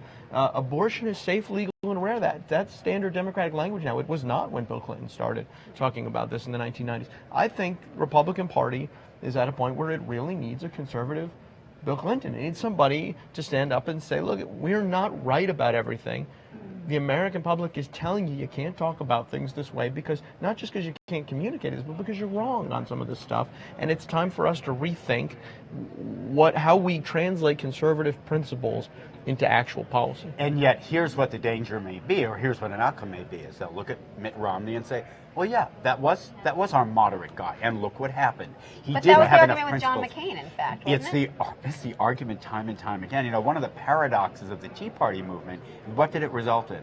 The most liberal, at least on the documented record, the most liberal Republican nominee since Richard Nixon, right, in 1968. Because it is a politics of insurgency and polarization, and it doesn't play across a broad country that is so complex and diverse. Look at a state like Florida, in some ways as fascinating as Ohio. You have an almost cantonized or balkanized culture. It's a zillion different identity groups, right, competing. It's like a Tom Wolfe novel about Miami. This is how politics works today. We're going to continue this conversation in a minute, but we have to go now to Marcus Mabry and congressional correspondent Jonathan Weissman. Marcus, over to you. Thank you, Megan. Jonathan, clearly a huge night. Obviously, if the networks are all right, at this point everyone is, including the AP, calling this election for Barack Obama.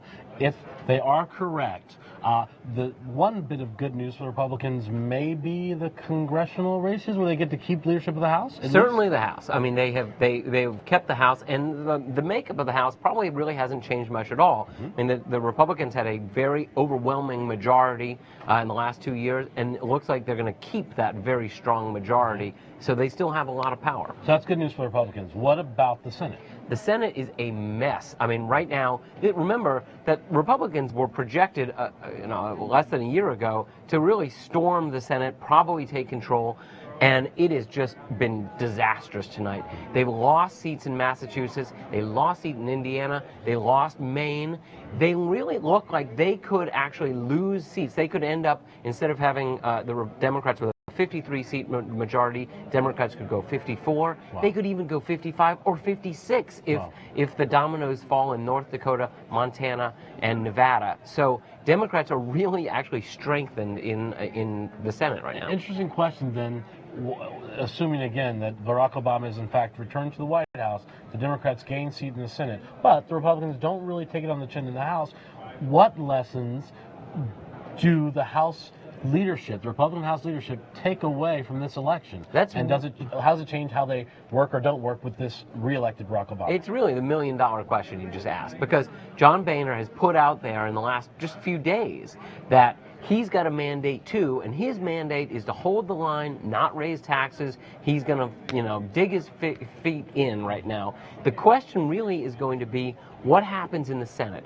If Barack Obama and Harry Reid and even Mitch McConnell can come up with a bipartisan deal to avert what's called the fiscal cliff, this disaster coming around in January.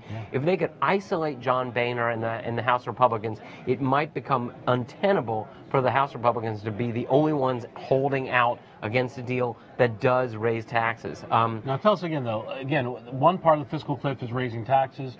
What's the other part of the fiscal cliff? Well, remember, all of the Bush tax cuts of 2001 and 2003, they all expire. That means that almost everyone on January 1st will face higher taxes. Barack Obama doesn't want that to happen. He wants to keep taxes for most people, actually about 98% of people, where they are, but he wants to let the Bush taxes expire for the top 2%, those two top brackets. He also wants to stop across-the-board spending cuts, which would also hit on January 2nd. That hits defense, hits non-defense. They're pretty tough. It hits social spending as well, which the Democrats want to protect. Exactly, and everybody wants to avert that. But if nothing happens, if Republicans sit on their hands, if Democrats dig in, all of this is going to happen. It's going to have a big impact on our deficit. Our deficit will drop. Absolutely. But a lot of economists, most economists, project that it will send the United States right back into recession. That's because suddenly you stop the money supply, and suddenly the economy it's like starving your car of gasoline. Exactly. It stops running. Exactly. I mean, we're talking about large changes in the fiscal position of the country and very sudden changes. Nobody wants that. Jonathan, do you think, knowing so well Washington, knowing how the minds of our legislators work, do you think that threat would be enough to get Mitch McConnell to change at least the Republicans in the Senate's point of view on this? Because this was the Mitch McConnell who, don't forget, right after Barack Obama's inauguration, actually said, our job is to keep him from being reelected. Our number one job, our priority, is to make this a one-term president. Right. If everything is right tonight, then Mitch McConnell failed at that goal. He failed, and it's very difficult for him to now say, and our job is to make sure that that Barack Obama fails in his second term. I mean, everybody's got something on the line here. Everybody. And I think that Obama is in the strongest position because Obama just got reelected and he ran on raising taxes on the rich. And he's the guy who's out there saying, look, I want to keep taxes from going up on the middle class, but you have to give here a little bit. And I think it's going to be very hard for McConnell to resist that at this point. I mean, there are Republicans, not McConnell himself, but other Republicans in the Senate who have said, we understand this is a referendum on tax policy, and we understand it's going to be our moment to give if Obama is reelected. Well, it looks like he has been, and it looks like the Republicans really took it on the chin in the Senate elections, and that's going to have to impact the way senators are feeling. Excellent, Jonathan. Thanks so much. The night is still not over, I remind you, and our viewers and listeners and readers, so we'll stay here. In the meantime, Megan, back up to you. Thanks, Marcus. I am back here with Matt Bai, who's a little under the weather, and Sam Shannonhouse. Guys, one reason for caution here and elsewhere is that apparently we're still within the threshold for automatic recount in Ohio in terms of the actual votes that are in. That doesn't sort of necessarily take into account what has reported and what hasn't, but that's one reason to sort of I think there speak should just be a cautiously law right that now. we recount every election in Ohio, regardless of where it is. Or just every, pick a state, let's just be recount easier there. for everybody. Let's talk a little bit about the sort of bipartisanship theme that was talked about before. Both campaigns sort of closed with kind of a bipartisan argument, right? So Mitt Romney started talking about his record in Massachusetts and reaching across the aisle, and this became sort of a bigger part of his stump speech. And then, of course, we had just the images of Barack Obama working with Chris Christie, which was sort of the ultimate, I think, affirmation for him of this kind of bipartisan image. If he does, in fact, win tonight, how powerful an image do we think that was for him? Well, one thing it shows you is that politics, to some extent, here we are fascinated with what happens at the ground level, but some of it can be controlled from the top too. And you look back to some of the administration of John F. Kennedy, who stacked his cabinet with Republicans. Who's to say?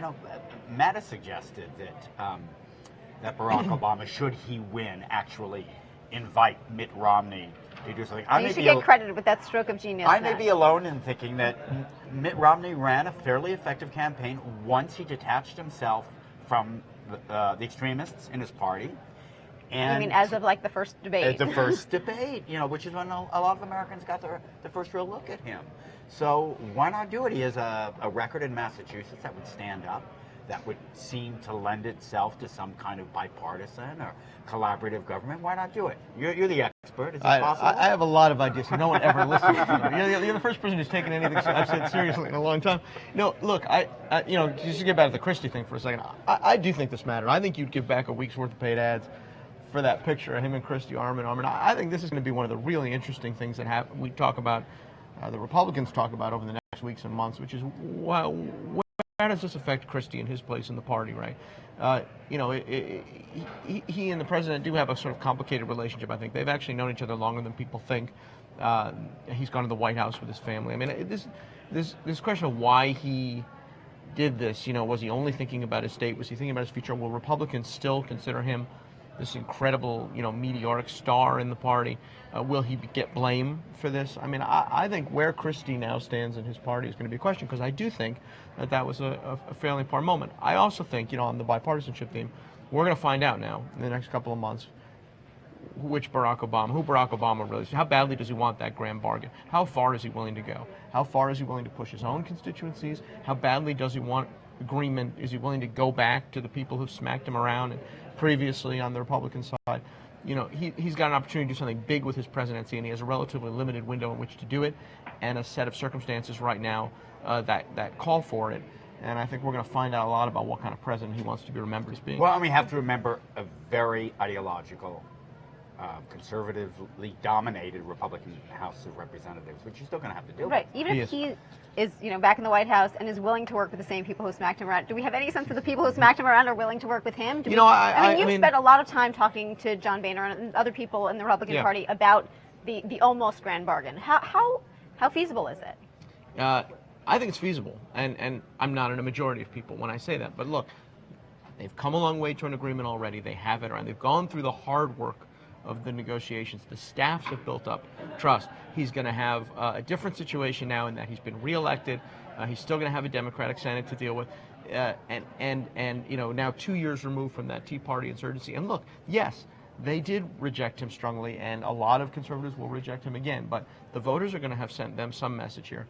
He has to be, I think, resilient and persistent in going back at people who've disagreed with him in the past. And I think you have to, the most important thing is to marshal and mobilize public opinion, which they really didn't do last time around. He now has the ability to do that. This is going to be a major crisis. It's going to dominate the news, and the president has the ability, like no one else on the scene, I think, to marshal public opinion in a way that brings people to an agreement who might not otherwise be inclined to. Well, if he's got the sign on. wind at his back, which he may, we're not sure he does, but if he does, if he becomes, after Bill Clinton, the second Democrat since Franklin Roosevelt to be reelected to full terms, then maybe he does more with the bully pulpit. But that was one of the surprises in the first term, I think, that this brilliantly eloquent communicator did not communicate his goals more. Yeah. But we are assuming, too, that he's been reelected, right. Which, it's worth taking a step back because there's a lot of states in place still. Absolutely. No, let's just pause it for a minute that if he has been, the question is not also just like, will John Boehner come along, but can he bring, as you say, this increasingly polarized caucus along? And it seemed like he had a very hard time breaking them last time. Yeah, he did, but it's a different situation. I think it's going to be a different situation. That doesn't mean it's going to be easy. Look, I think Boehner was willing to risk his speakership to get that done last time. I know he was.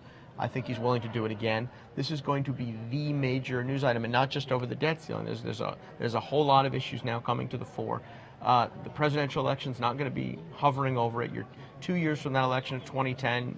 The guys who came into the Tea Party are going to be, I don't know how many of them have retained their seats tonight. I presume most, if not all, but they're going to be, they've now spent, 2 years in Washington. They're in a different situation.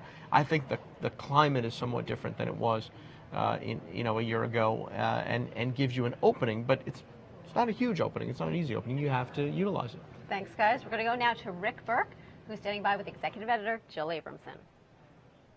Thanks, Megan. Jill, I know you get superstitious on election days. Is your nervousness gone? You glad it's over? My nervousness is never gone, Rick, and you know that. Okay, it's your first election night as executive editor. How did it go so far?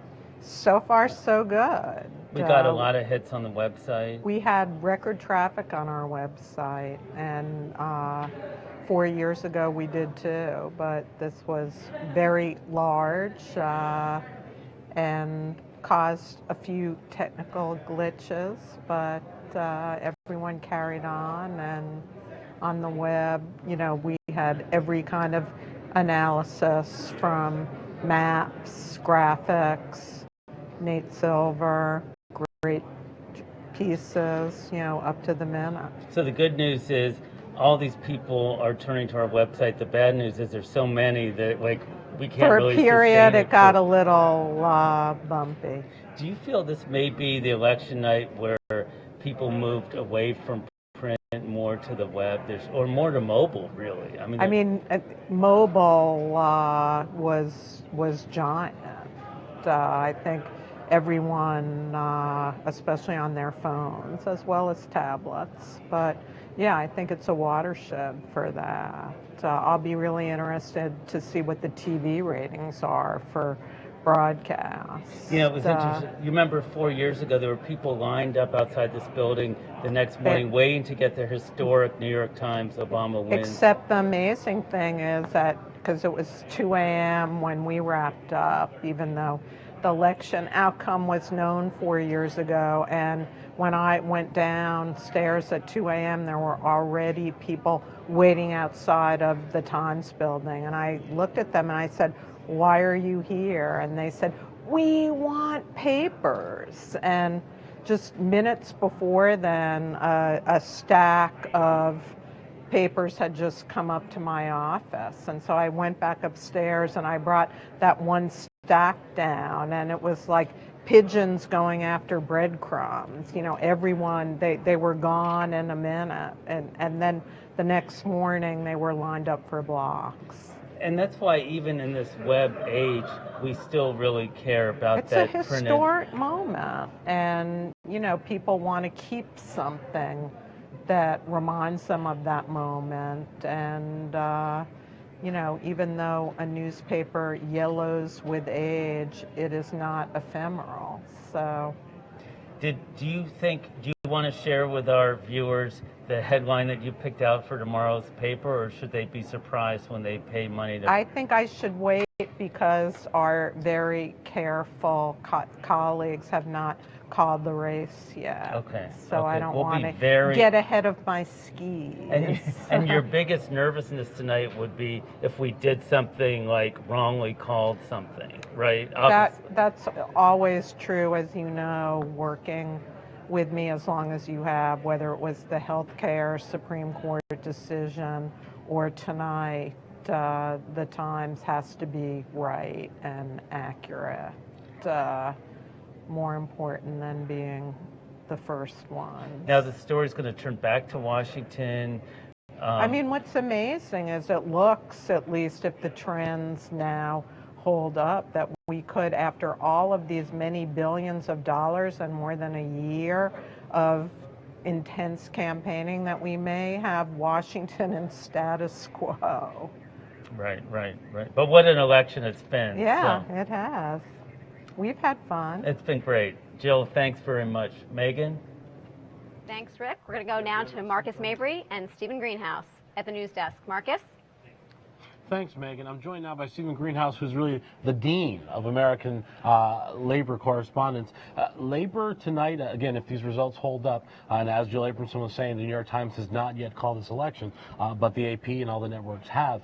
If this result holds up and Barack Obama's return to office, how much do labor unions think that they deserve credit, and how much does Barack Obama think that labor unions deserve credit? On a certain level, Marcus, everyone who's helped Obama is going to say, we gave them a little margin of error, a little margin of victory. Right. But, you know, labor unions are very powerful in a lot of the swing states, in Ohio, in Wisconsin, in Michigan, in Pennsylvania, even in Nevada, where the culinary workers are huge. They represent tens of thousands of workers in Las Vegas. And that Nevada is still out. It's still out, and it's expected to go to Obama, many people say. But I know in Ohio this past weekend, in Wisconsin this past weekend, they've had this final 4-day push where tens of thousands of union members were knocking on doors. I was in Wisconsin last weekend, and union members plan to go back to every house up to 3 times to make sure that people they identify as pro-Obama go out to vote. Interesting in Wisconsin, because Labor was dealt a serious defeat electorally in Wisconsin this year. Yes. Last year, the governor, Scott Walker, Republican, enacted a bill to curb collective bargaining rights, and Labor lost in an effort this past June, you're right, Marcus, to recall him to oust him from office. Now, Labor people say, well, still, we got jazzed up, we got a lot of momentum, we really greased the wheels so that, you know, we know how to run a good election, and they feel that that really helped them win in Wisconsin this time around. And many people forget, in Ohio last November, Labor had a tremendous victory in repealing an anti-collective bargaining law, and they won 62% to 38%. And many labor unions say that that effort really prepared them for this presidential election, and really, oiled the gears for them to help President Obama win in Ohio. What will Labor be expecting if Obama is returned to the White House in return for their support of this president? Labor hopes that he will do more to create jobs, and they're fully behind him and trying to push for this Jobs Act that Republicans are blocking, and they're hoping that maybe with Obama reelected, the Republicans will not stop, fight a jobs bill as much as they have. Labor is not humongously eager for Obama to push through some grand bargain to perhaps cut Medicare and Social Security spending. That's going to be a real tug of war. They also in want exchange for Obama would in that case get the tax hikes against the rich. Yeah, and they're hoping he might still enact a law that would make it easier to unionize. Some people call it a card check bill. I think with the Democrats only having 52, 53, 54 seats in the Senate after tonight, it's going to be very hard for them to enact something like that. And with the Republicans still in charge of the House of Representatives, they may not be in any position, any mood to help Labor's agenda out. Exactly. Excellent. All right, Steve, we'll be watching it going forward, and I'm sure you'll be reporting on it. We're going to go back upstairs now to Megan. The New York Times is now calling the election for President Obama, and I'm here with Matt Bai. So, Matt. Yes. We have now had our second Democratic president reelected since Roosevelt, so yeah, it's a momentous event here at the New York Times. Well, it just strikes me, and I've written a bit about this for tomorrow's paper, but just how different this election is than Barack Obama's election 4 years ago, when he seemed to embody this incredible change, not just in his story, racially, generationally, ideologically. It just felt as if there was so much hope, and you saw it in the polling, this historic polling levels of people saying they believed in government, that they thought things would be better, that remember, he reached about a 70% approval rating.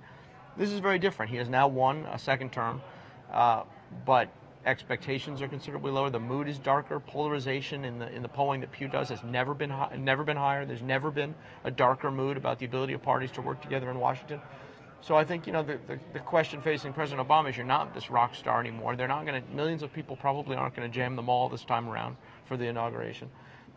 Can you, still restore faith in government, and do you still embody some kind of generational change and generational ethos as opposed to just being a second-term Democratic president? I think, these are things, they've not signaled much in the campaign. There's really been no agenda or plan set forth for the next 4 years, and I think the nature of this presidency is going to necessarily change. And what do you think? Second terms are often, do they have a mandate? Don't they have a mandate? All second re-elected presidents think that they have a mandate, but you really have to push things forward early. You do. I mean, here's the thing. All presidents think there's going to be this moment where they can do exactly what they really want to do. And President Obama actually had a very successful first term in terms of legislation, so he had some big moments, healthcare and stimulus and others. But I'm sure they've been looking ahead for the last 18 months or so to the second term and saying, if we can get the second term, then you have your moment. That moment only lasts maybe a year and 18 months. Then you're looking at midterms, and then the next presidential starts, and then you're less relevant. So he really has a pretty limited window right now, and he's not spelled out, as you say, during the campaign, what he wants to get done with that window. Nobody knows that. We know he wants to raise some taxes. We know he wants to try and work on some of this fiscal stuff. But really, there's no choice he has asked the American public to make that they've made tonight. And certainly the re-election is not we haven't seen the numbers yet. I don't think it's a resounding re-election. Probably does not reach the numbers that he had 4 years ago, although I can't say that with certainty. So, I think they have some very quick and very hard thinking to do about what they want to accomplish in this next year and what they think is possible and how they're going to marshal public opinion to get it done. Now, the grand bargain is sort of the thing everyone thinks is the big thing he'd like to accomplish for his legacy. Are there other things that you see out there that loom as large? Well, I think tax reform is part of a grand bargain, but I think tax reform is something it's got this modernization of the tax code that really has to happen, and there'll be fights about how that has to happen, but I'm sure he'd like to put his stamp on that. I'm sure some of these investments that he made in the stimulus and then wasn't able to go back to because of the political climate, moving toward alternative energy. I'm sure he wants to leave a greater mark on that. And, in foreign policy, I think there was some criticism. They let the Arab Spring and the democratic movements of the world get away from them, and I'm sure he wants to have some impact there too. So I don't think they're lacking for areas in which the president can have more impact. But the cost of not running a campaign in which you ask people to make some pretty tough choices is that you have to then build support, build that campaign all over again when you win. I think they, for a series of reasons I've written about, didn't do that 4 years ago, and I suspect they will try to do it now. Thanks so much, Matt. Glad to do it.